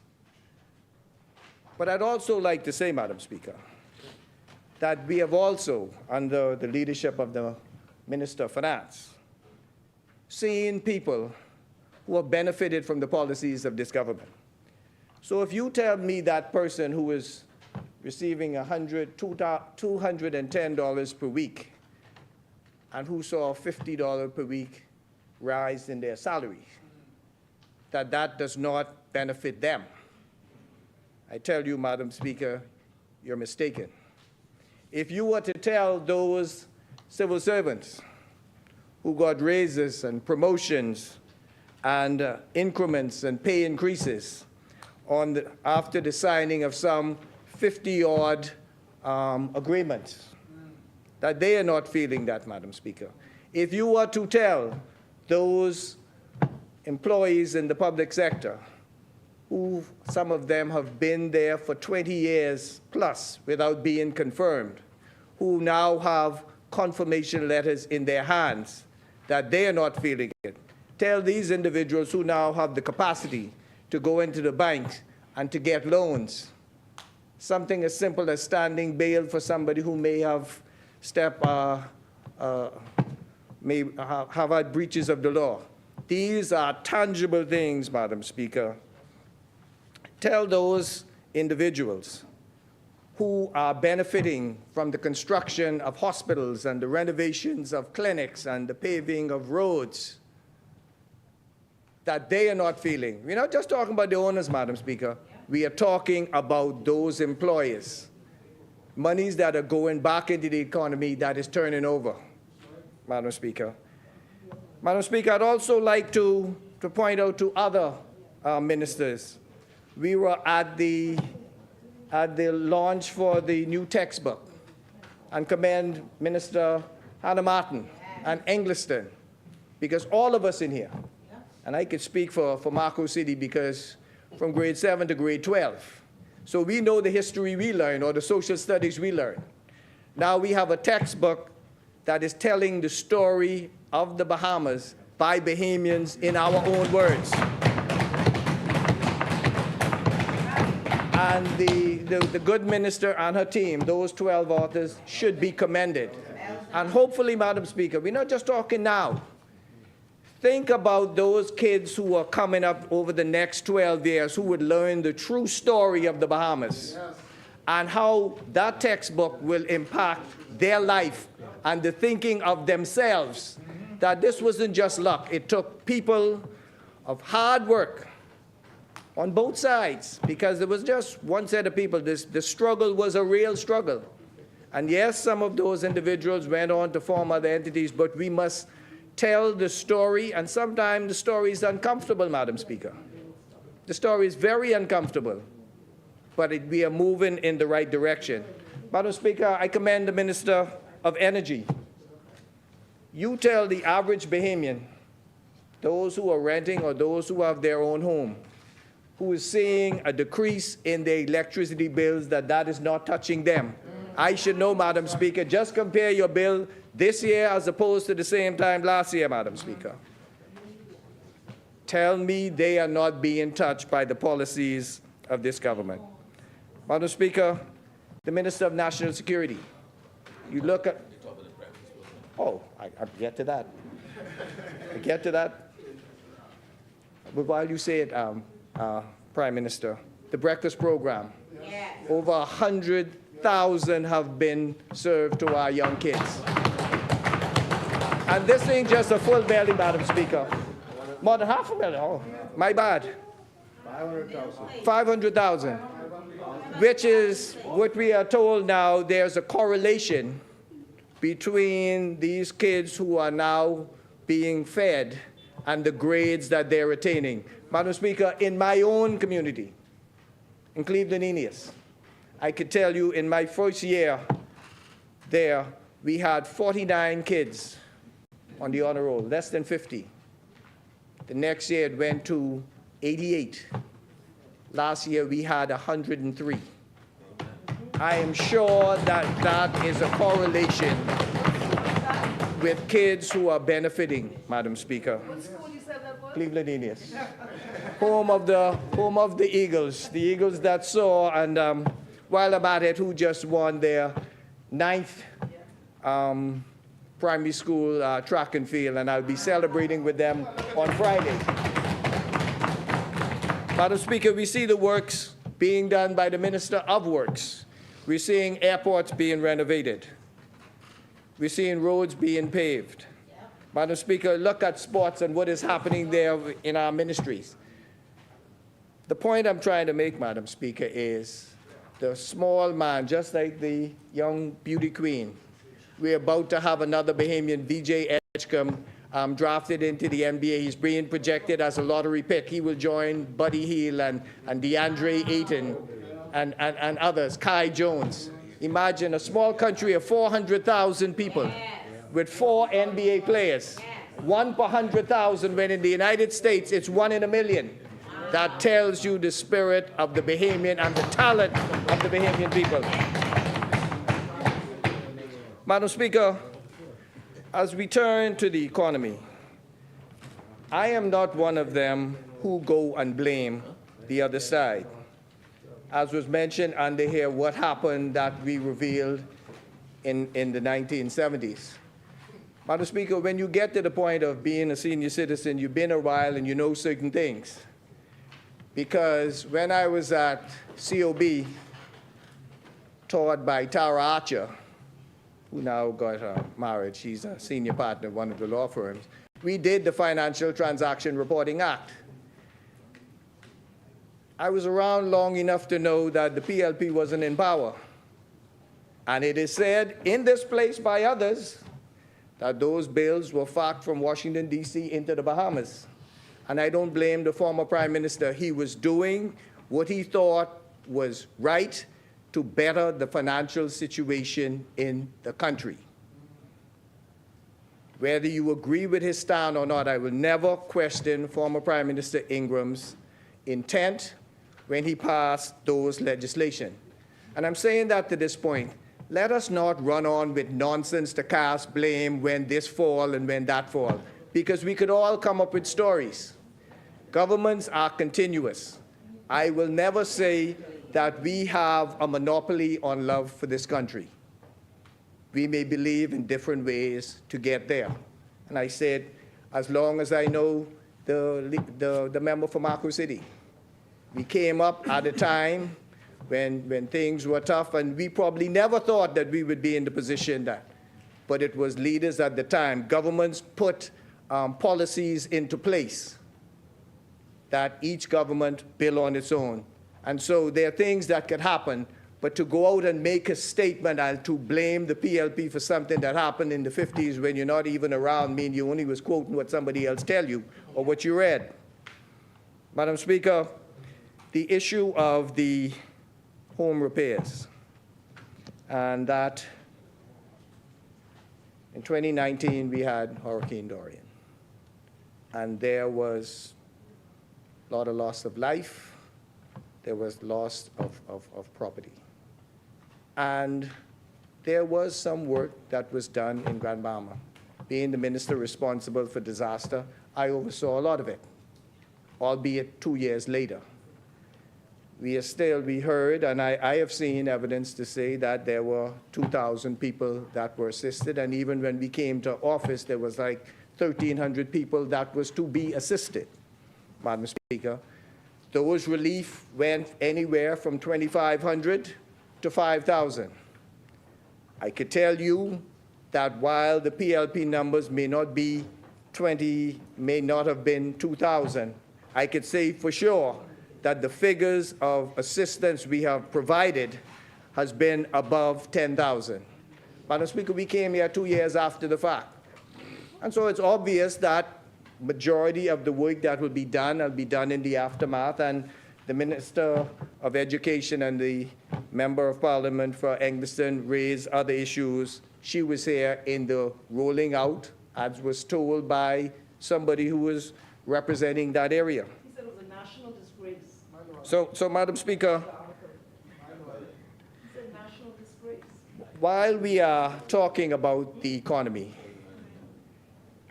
I said this to the member for Kalani early on when he was speaking, and we were talking about the 3.4% growth. No. Let us be careful, and I'm not going to cast any aspersion because he worded it that you could ask question. The institutions that we built, if we start undermining those institutions for nothing else but politics, we are stuck to live with it, you know. We're seeing what is happening in other places. The numbers are the numbers. We come in this place when the employment rate rise, the opposition get on us, and that's politics, as they should. When the unemployment drop, the government claim. But if we are going to have, we can't cherry pick which institution we want to listen to just because we don't agree with what they're saying or it don't meet our political agenda at the specific time.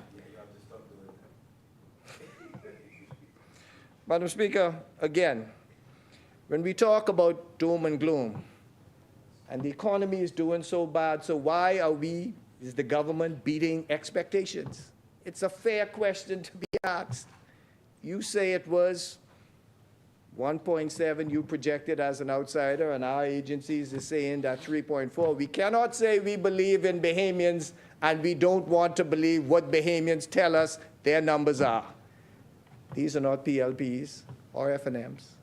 There are Bahamians in there just doing their job. They will work for the PLP. They will work for the FNM if they come back in 2041. But they will work for whoever the government is of the day.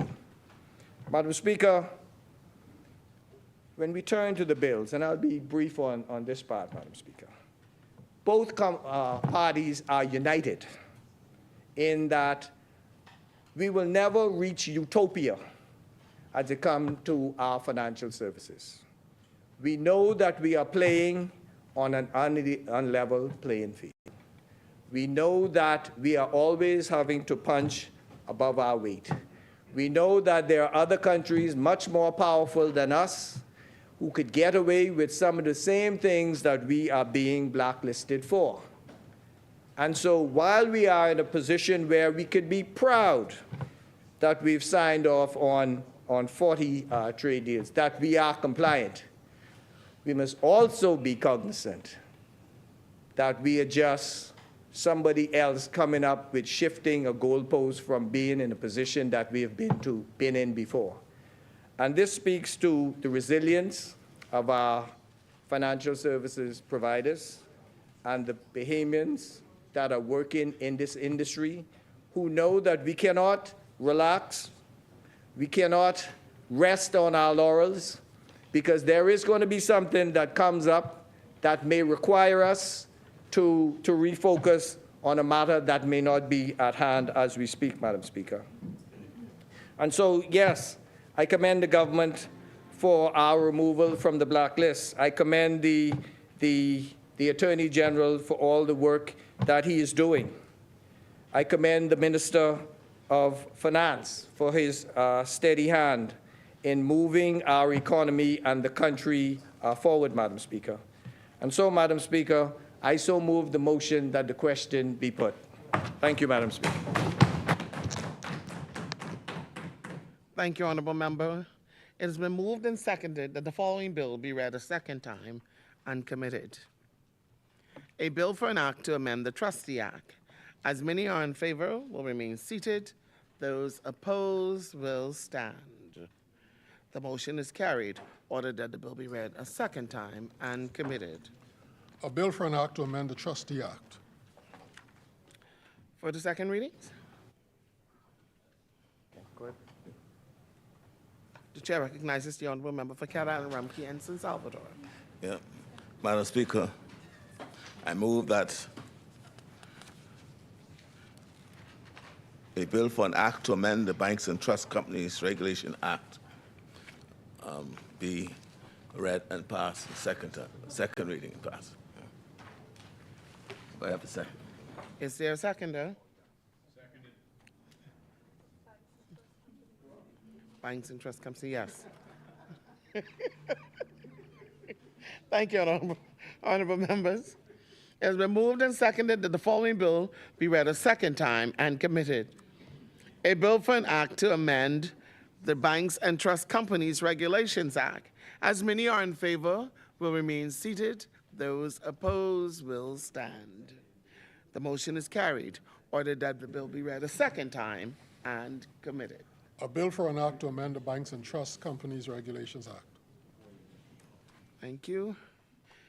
For the second readings? Yes. Madam Speaker, I move to be read for the second time and passing a bill for an act to amend the Financial Transactions Reporting Act. Thank you, honorable member. Is there a seconder? Thank you, honorable member. It has been moved and seconded that the following bill be read a second time and committed. A bill for an act to amend the Financial Transactions Reporting Act. As many are in favor will remain seated. Those opposed will stand. The motion is carried. Ordered that the bill be read a second time and committed. A bill for an act to amend the Financial Transactions Reporting Act, number 5 of 2018. Thank you. For the second readings? Yes.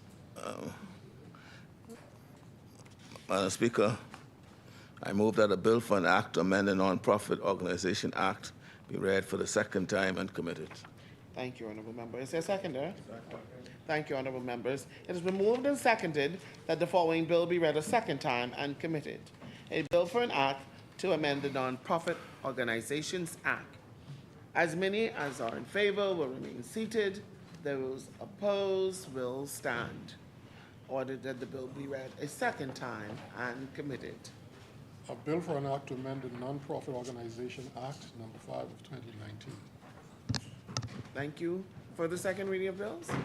Yes, Madam Speaker, I move that a bill for an act to amend the International Business Companies Act be read a second time and committed. Thank you, honorable member. Is there a seconder? Thank you, honorable members. It has been moved and seconded that the following bill be read a second time and committed. A bill for an act to amend the International Business Companies Act. As many are in favor will remain seated. Those opposed will stand. The motion is carried. Ordered that the bill be read a second time and committed. A bill for an act to amend the International Business Companies Act, Chapter 309. Thank you. For the second reading of bills?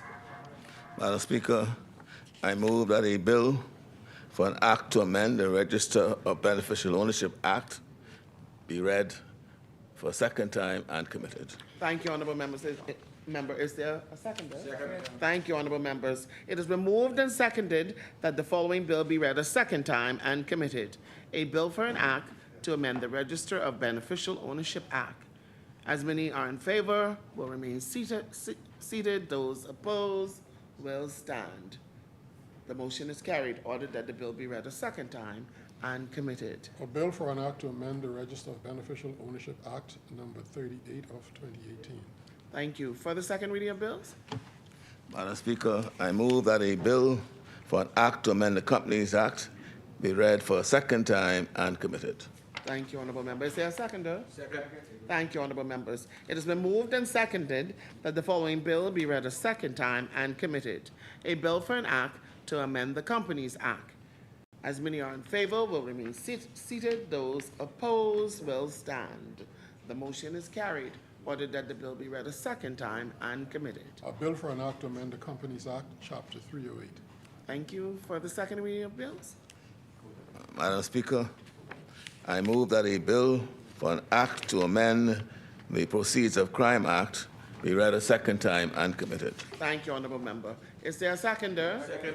Thank you, honorable members. It has been moved and seconded that the following bill be read a second time and committed. A bill for an act to amend the Proceeds of Crime Act. As many are in favor, will remain seated. Those opposed will stand. The motion is carried. Ordered that the bill be read a second time and committed. A bill for an act to amend the Proceeds of Crime Act, number 4 of 2018. For the second reading of bills? Yes, Madam Speaker, I move that a bill to amend the Arbitration Act be read a second time and committed. Thank you, honorable member. Thank you, honorable member. It's been moved and seconded that the following bill be read a second time and committed. A bill for an act to amend the Arbitration Act. As many are in favor, will remain seated. Those opposed will stand. The motion is carried. Ordered that the bill be read for a second time and committed. A bill for an act to amend the Arbitration Act. Thank you. For the second reading of bills? No further. No further. Thank you, honorable member. Madam Speaker, I now move that the House do resolve itself into the Committee of the Whole with the Deputy Speaker in the chair. Is there a seconder? Thank you, honorable members. It's been moved and seconded that the House will now resolve itself into the Committee of the Whole with the Deputy Speaker in the chair. As many are in favor, will remain seated. Those opposed will stand. The motion is carried. The House will now resolve itself into the Committee of the Whole with the Deputy Speaker in the chair.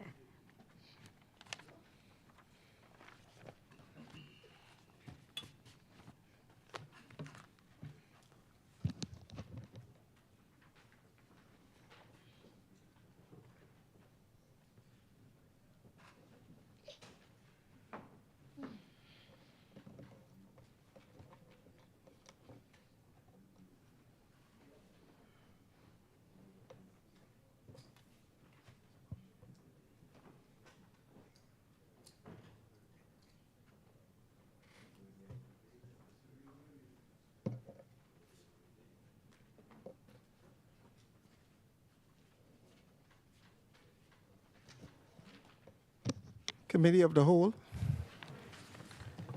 Mr. Deputy, the bill to amend the Trustee 2025, I move that the long title of the bill be agreed. Is there a seconder? Second. It has been moved and seconded that the long title of the bill be agreed. As many as are in favor will remain seated. Those opposed will stand. The motion is carried. The long title of the bill is agreed. Mr. Deputy, I move that the short title of the bill be agreed. Is there a seconder? Second. It has been moved and seconded that the short title of the bill be agreed. As many as are in favor will remain seated. Those opposed will stand.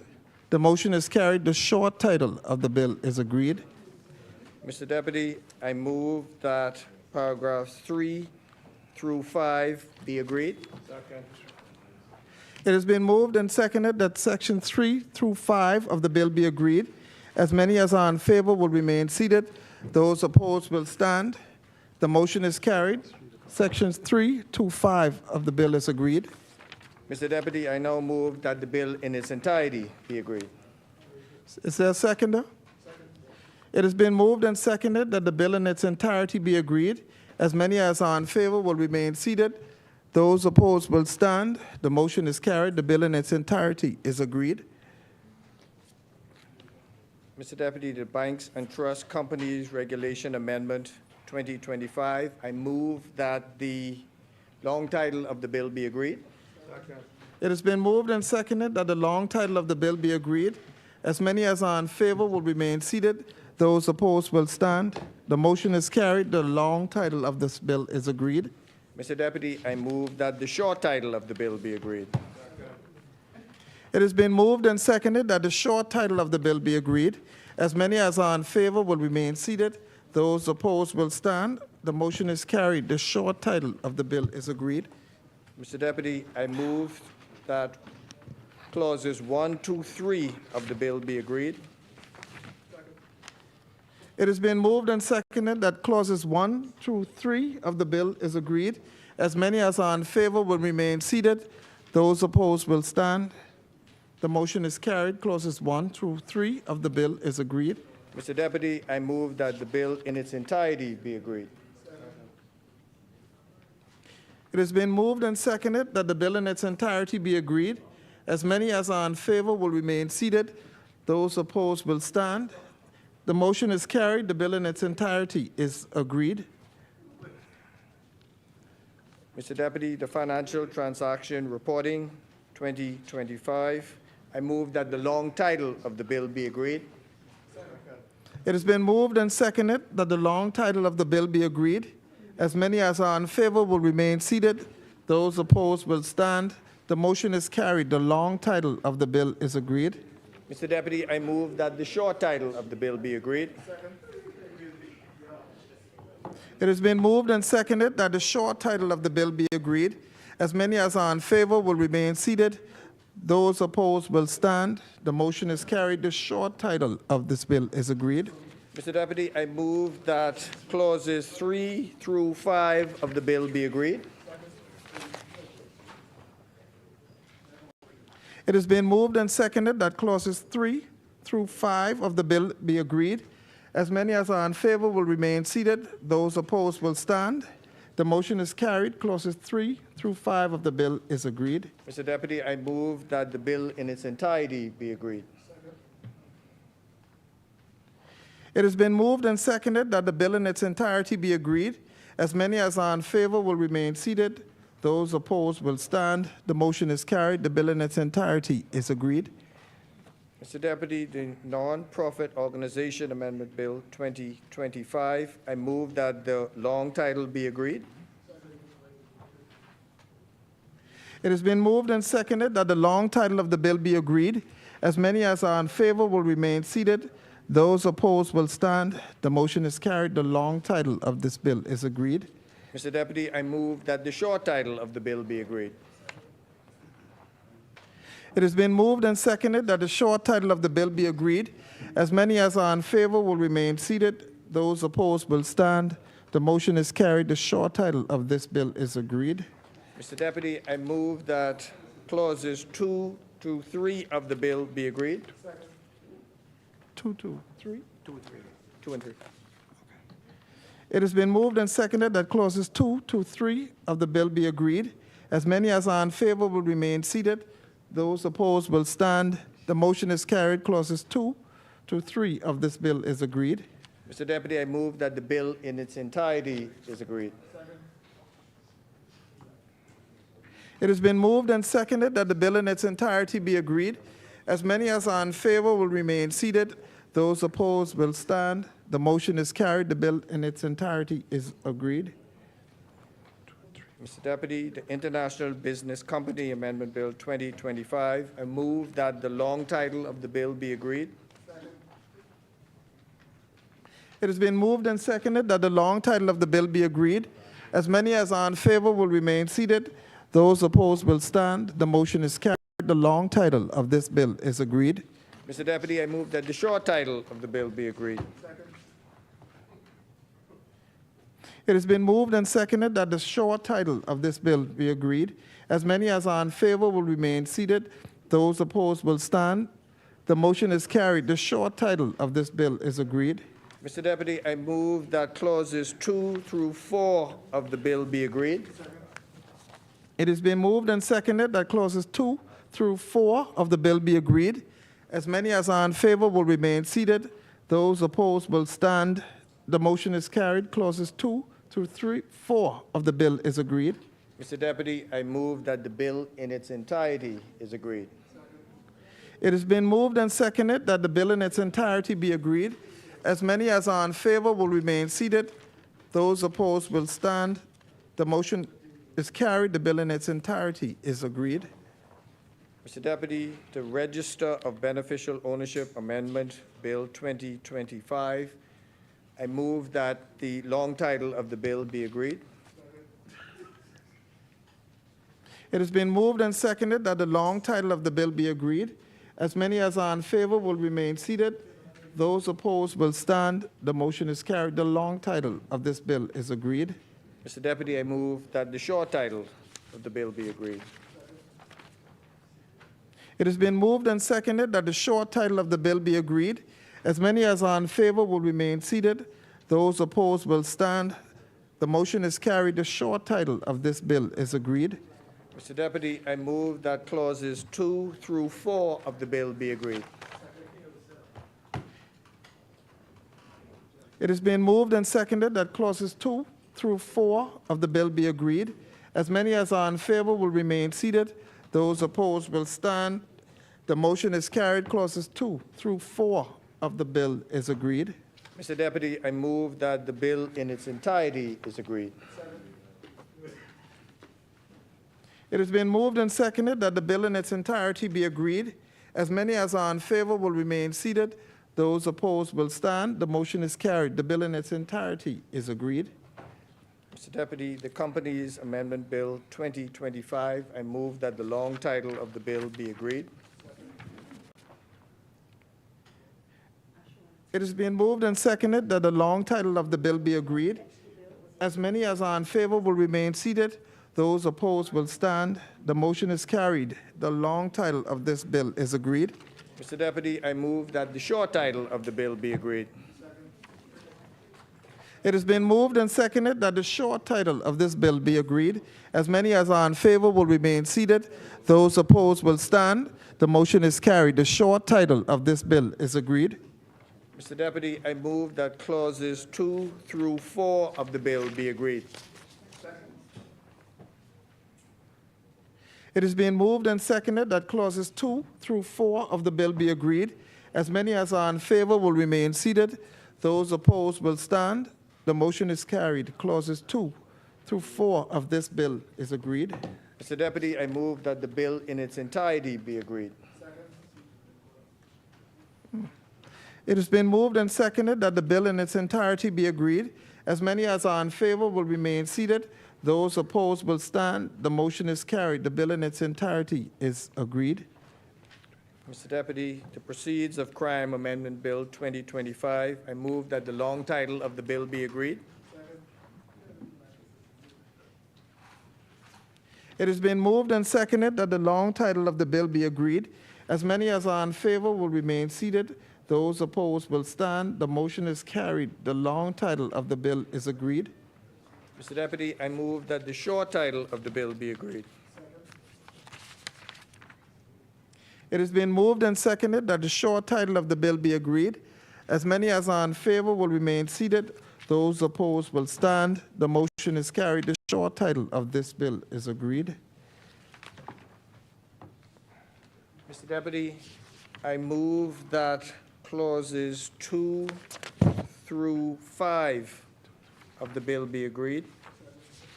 It has been moved and seconded that clauses 2 through 5 of this bill be agreed. As many as are in favor will remain seated. Those opposed will stand. The motion is carried. Clauses 2 through 5 of this bill is agreed. Mr. Deputy, I move that the bill in its entirety be agreed. Oh, I'm sorry. Mr. Deputy, I move that the schedule of the fourth schedule of the bill be agreed. Anyway. It has been moved and seconded that Schedule 4 of the bill be agreed. As many as are in favor will remain seated. Those opposed will stand. The motion is carried. Schedule 4 of this bill is agreed. Mr. Deputy, I move that the bill in its entirety is agreed. It has been moved and seconded that the bill in its entirety be agreed. As many as are in favor will remain seated. Those opposed will stand. The motion is carried. The bill in its entirety is agreed.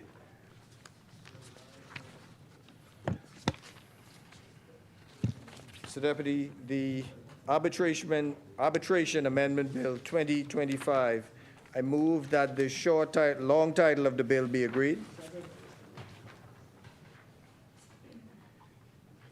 It has been moved and seconded that the long title of this bill be agreed. As many as are in favor will remain seated. Those opposed will stand. The motion is carried. The long title of this bill is agreed. Mr. Deputy, I move that the short title of the bill be agreed. It has been moved and seconded that the short title of this bill be agreed. As many as are in favor will remain seated. Those opposed will stand. The motion is carried. The short title of this bill is agreed. Mr. Deputy, I move that clauses 2 through 24 of the bill be agreed. It has been moved and seconded that clauses 2 through 24 be agreed. As many as are in favor will remain seated. Those opposed will stand. The motion is carried. Clauses 2 through 24 of the bill is agreed. Mr. Deputy, I move that the bill in its entirety be agreed. It has been moved and seconded that the bill in its entirety be agreed. As many as are in favor will remain seated. Those opposed will stand. The motion is carried. The bill in its entirety is agreed. Mr. Deputy, I now move that the Speaker take the chair. Is there a seconder? It's been moved and seconded that the Speaker do now take the chair. As many as are in favor will remain seated. Those opposed will stand. The motion is carried. The Speaker will now take the chair.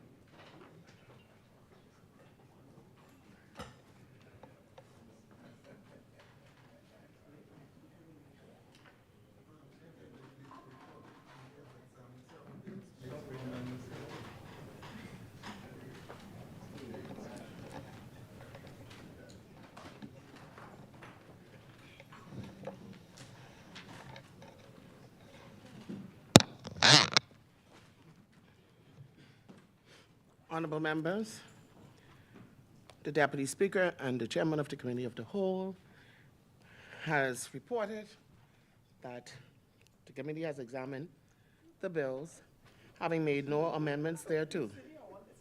Third reading and passing of bills. Madam Speaker, I move for the third reading of the Arbitration Amendment Bill 2025. Backwards? Oh. Sorry, Madam Speaker, other way around. Okay. I move that the Trustee Amendment Bill be read a third time and passed. Thank you. Is there a seconder? Thank you, honorable members. It has been moved and seconded that the following bill be read a third time and passed. A bill for an act to amend the Trustee Act. As many are in favor will remain seated. Those opposed will stand. Order that the bill be read a third time and passed. A bill for an act to amend the Trustee Act.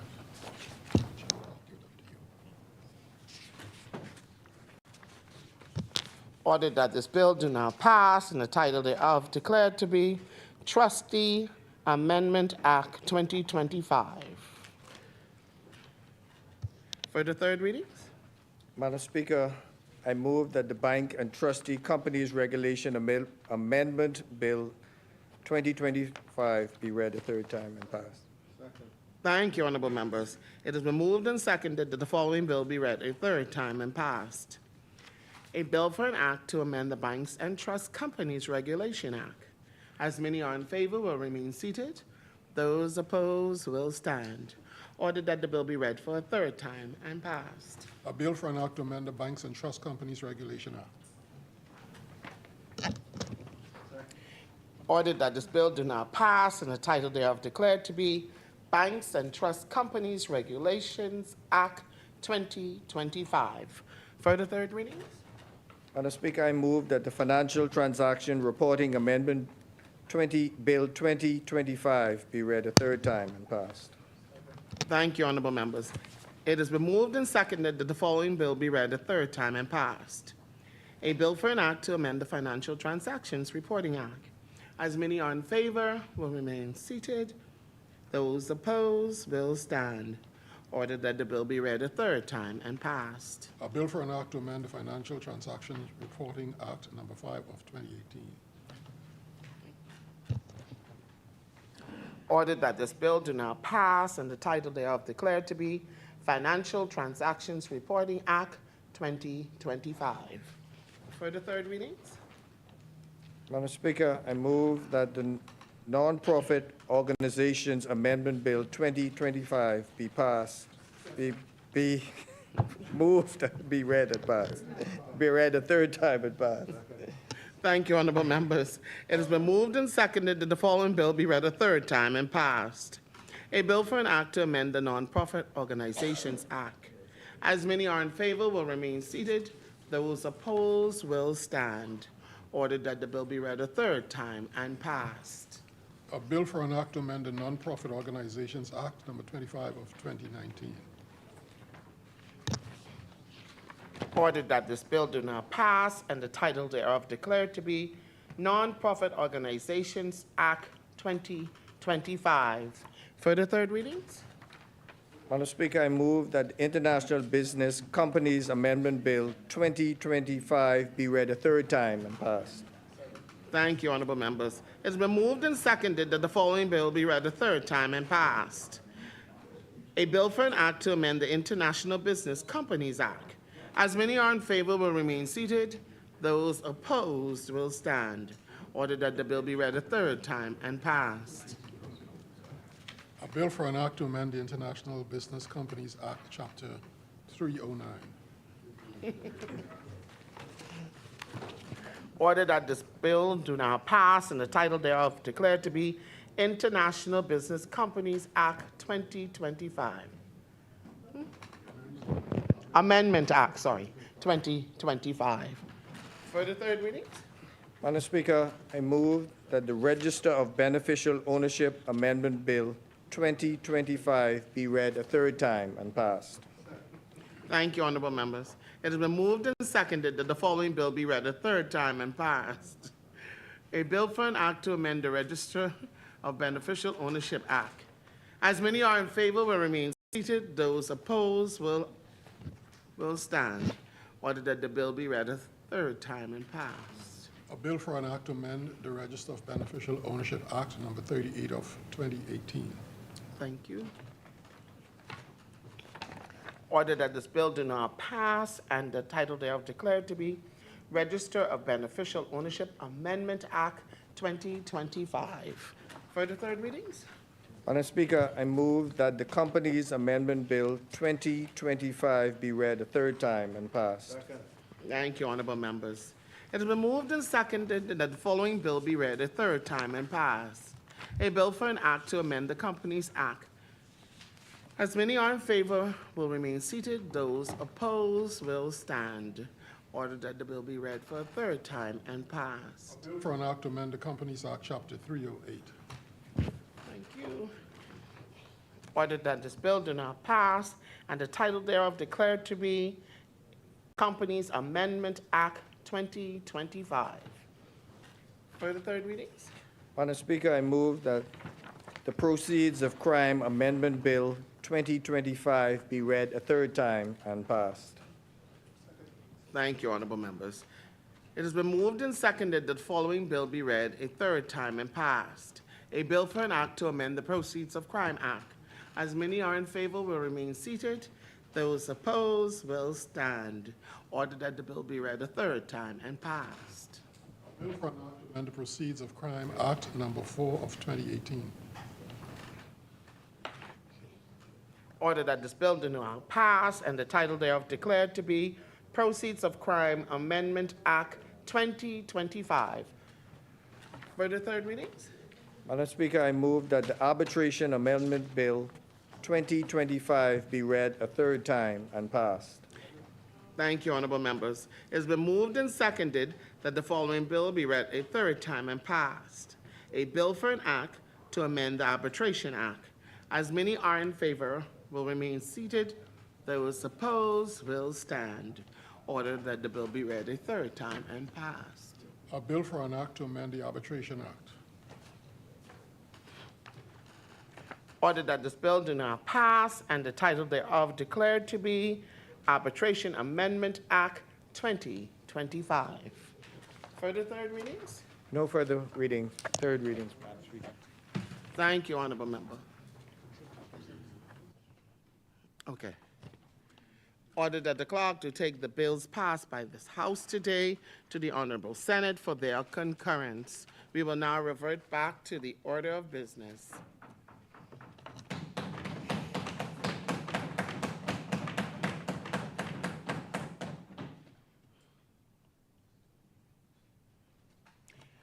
Consideration of Senate amendments. There is a Senate.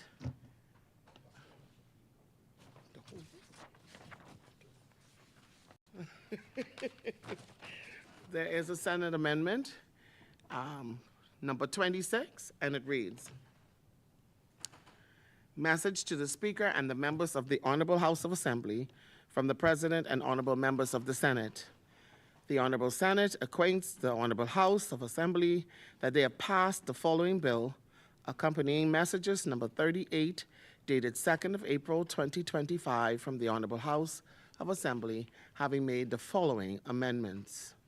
Mining Bill 2025, Clause of the Bill, Amendment to be made. 37, in Subclause 7, insert and 6. In Subclause 7, insert and in bracket 6, after 5, at the end of the subclause. 42, delete the clause, substitute the following. 42, fees. The holder of a mineral right, A, shall be subject to prescribed fees and other payment obligations in accordance with relevant laws of the Bahamas and an agreement entered into pursuant to Section 16 of this Act. B, may be subject to profit-sharing arrangements under which the government shall be entitled to a minimum of 25% of the profits of the mining operations. 68 through 71, renumber sections as 69 through 72. 68, insert new clause as 68. 68, procedure for fixed penalties. An authorization officer who has reason to believe that a person, the alleged offender, has committed a prescribed offense under this act or regulations may serve the alleged offender a written fixed penalty, notice charging him with the commission of the offense. 2, at the time of the service of the written fixed penalty notice, the authorized officer shall notify the alleged offender that if the alleged offender does not wish to have a complaint of the offense heard and determined by the Supreme Court, the amount specified in the notice may be paid to the clerk of the Supreme Court specified in the notice within 14 days after the penalty notice is served. 3, if the alleged offender fails to pay any fine specified in the penalty notice, the minister may institute proceedings against the alleged offender. 4, the penalty notice shall, A, be in the form prescribed by regulations, B, contain a description of the offense, C, specify the fixed penalty fines for the offense as prescribed under the regulations, D, state that if the alleged offender wishes to waive an appearance before the court, the amount specified in the notice shall be paid into the Supreme Court within 14 days after the notice is served. 5, no proceedings shall be taken against the alleged offender until the end of 14 days following the date of the penalty notice. 6, where the alleged offender does not make payment of the fixed penalty, the notice issued under subsection 1 shall be deemed to be deemed to be a summons issued by the Supreme Court as specified in the notice for the appearance of that person, and the notice shall serve as a charge sheet for arraignment purposes. 7, any sums received by the Supreme Court under 4D may be paid into the Environmental Administration Fund or any sub-fund of the National Investment Fund Act established under 50 of this Act. 8, where a penalty notice has been withdrawn after payment of the penalty, the amount shall be refunded. 9, for the purposes of this section, fixed penalty means the fine specified in relation to an offense as may be prescribed in regulations. 70. 70A, renumber subclause Q, R, and S as R, S, and T. And 71, delete clause and substitute the following: savings and transitional. No license for a mineral right prior to this act coming into operation shall be saved except for A, the term of the license, and B, the financial obligations of the holder of the mineral right.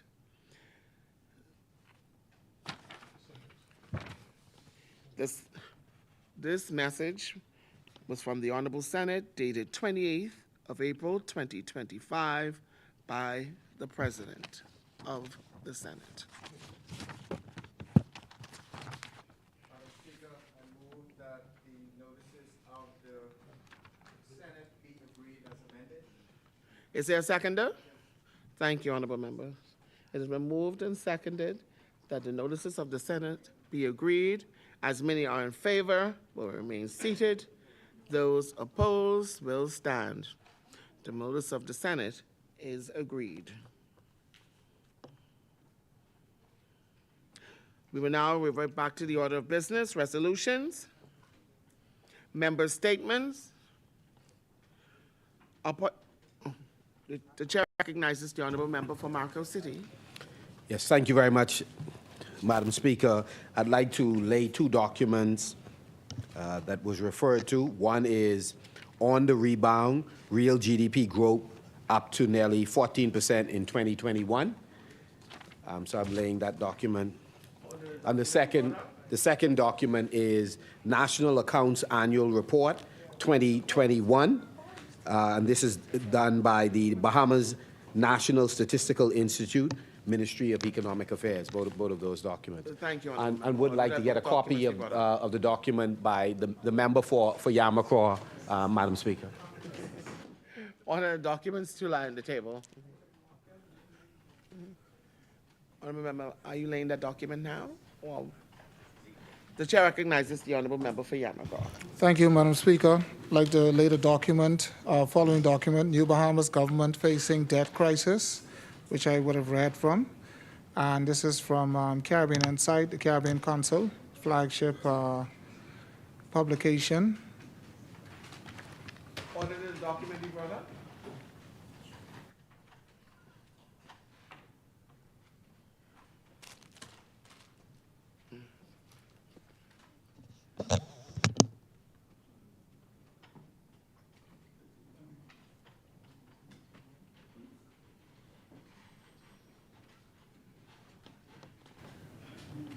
Thank you.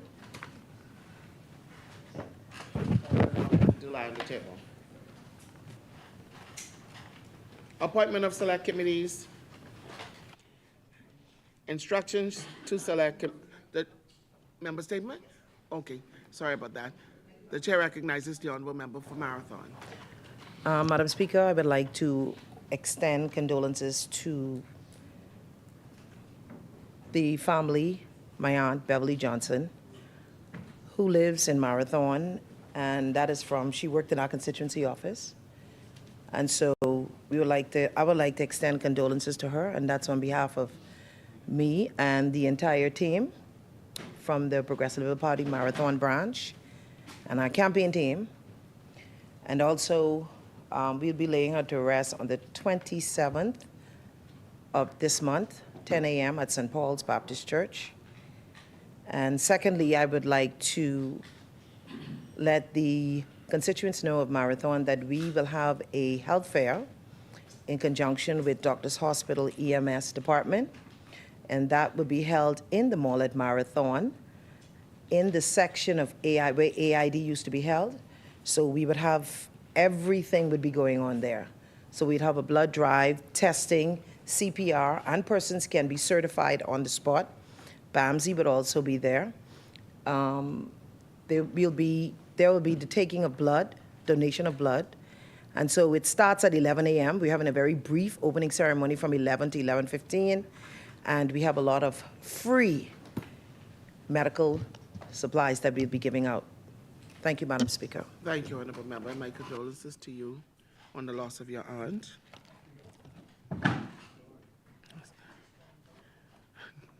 The chair recognizes the Honourable Member for North Andros and the Berry Islands. Madam Speaker, I just want to also send my condolences to a constituent in my constituency, Andrea Smith, on the passing of her father, Mr. Lewis. He died today at age 93. And also to, the widow of Alfonso Smith's wife. Her dad passed today at 93, Mr. Lewis. And also, I just want to send again condolences and sympathy to all those in my constituency, the Taylor family, along with the Walks family, who will be laying their relatives to rest this weekend. Thank you. Thank you, Honourable Member.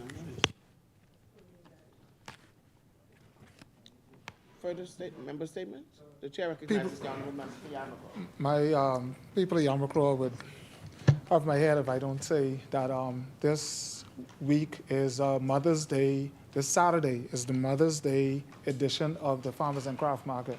So I'm inviting all mothers to come out.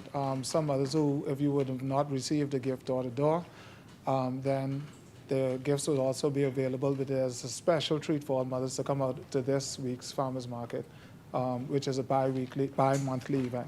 Thank you, Madam Speaker. Thank you, Honourable Member. Further member statements? No? Appointment of select committees. Instructions to select committee. Discharge of select committees. Notices for future meetings? Madam Speaker, I move to renew all notices in the government. Thank you, Honourable Member. St. Anne's? Renew all notices in the name of the opposition. Thank you, Honourable Member. Adjournment? Madam Speaker, I move that the House at its rising adjourn to Wednesday, May 21st at 10 a.m. Thank you, Honourable Member. Is there a seconder? Thank you, Honourable Members. It has been moved and seconded that the House at its rising do adjourn to Wednesday, Wednesday, 21st.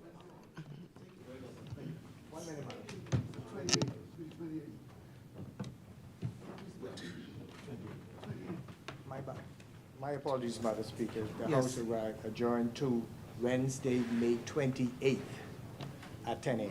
Wednesday, May 28th. Thank you, Honourable Members. It has been moved and seconded that the House at its rising do adjourn to Wednesday, 28th of May, 2025 at 10 a.m. As many are in favor, caution, okay. Madam Speaker. The chair recognizes the Honourable Member for On the Carolina from adjournment, we would invite members of Parliament to attend a briefing and a session before we embark upon a debate on the bills in respect to the reform in our land law. So they would have laid last week a bill for an act to make provision for the registration of titles to land and for dealings in land so registered and for the purposes connected therewith. That is a rather fundamental intervention in the manner in which conveyance is going to be introducing what we call the registered land regime. And also there's a bill to provide for the systematic adjudication of rights and interests in land within the Bahamas. This is the means by which we might be able to address those issues of title and possession of land where there might generation property, etc. And I think it'll be useful to have a more productive debate. And because of the fundamental intervention this makes in the land law, that the Attorney General and his team, the law reform, come and take us through these bills so we can understand and ask any questions that we may have as parliamentarians. And it's intended to do it next Wednesday. That's why the House was adjourned until the 28th. Next Wednesday to be held at Super Club Breezes. Further details will be provided by the leader of government business before this week is out, or in time for sufficient notice. And so I just wanted to indicate that, and Leader Justice, I wish that you will convey that to all of your members so that we could, it's a, our land law predates 1925. I think it's predicated upon an Old English Real Property Act, 1895 or 96. And we still have all the old archaic common law language and processes.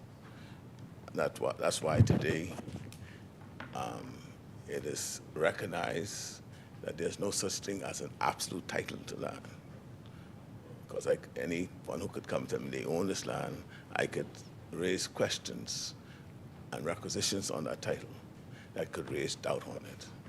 We're trying to move to a more modern way of conveyancing, to solidify the true ownership of land, to remove that specter of doubt that might arise when it comes to land ownership. And this is a major, major intervention. We've had a task force that was reviewing this for the last two years, and we would want to, I too would want to see how they have developed it. I have an understanding of it, but I think the details of the provisions we ought to all become familiar with. So I invite you to attend.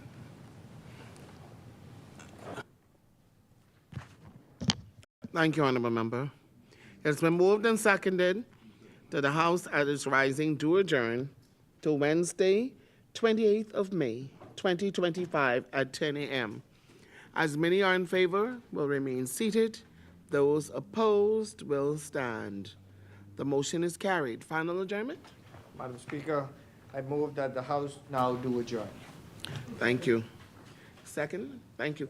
It has been moved and seconded that our House will now adjourn to Wednesday, 28th of May, 2025 at 10 a.m. All rise!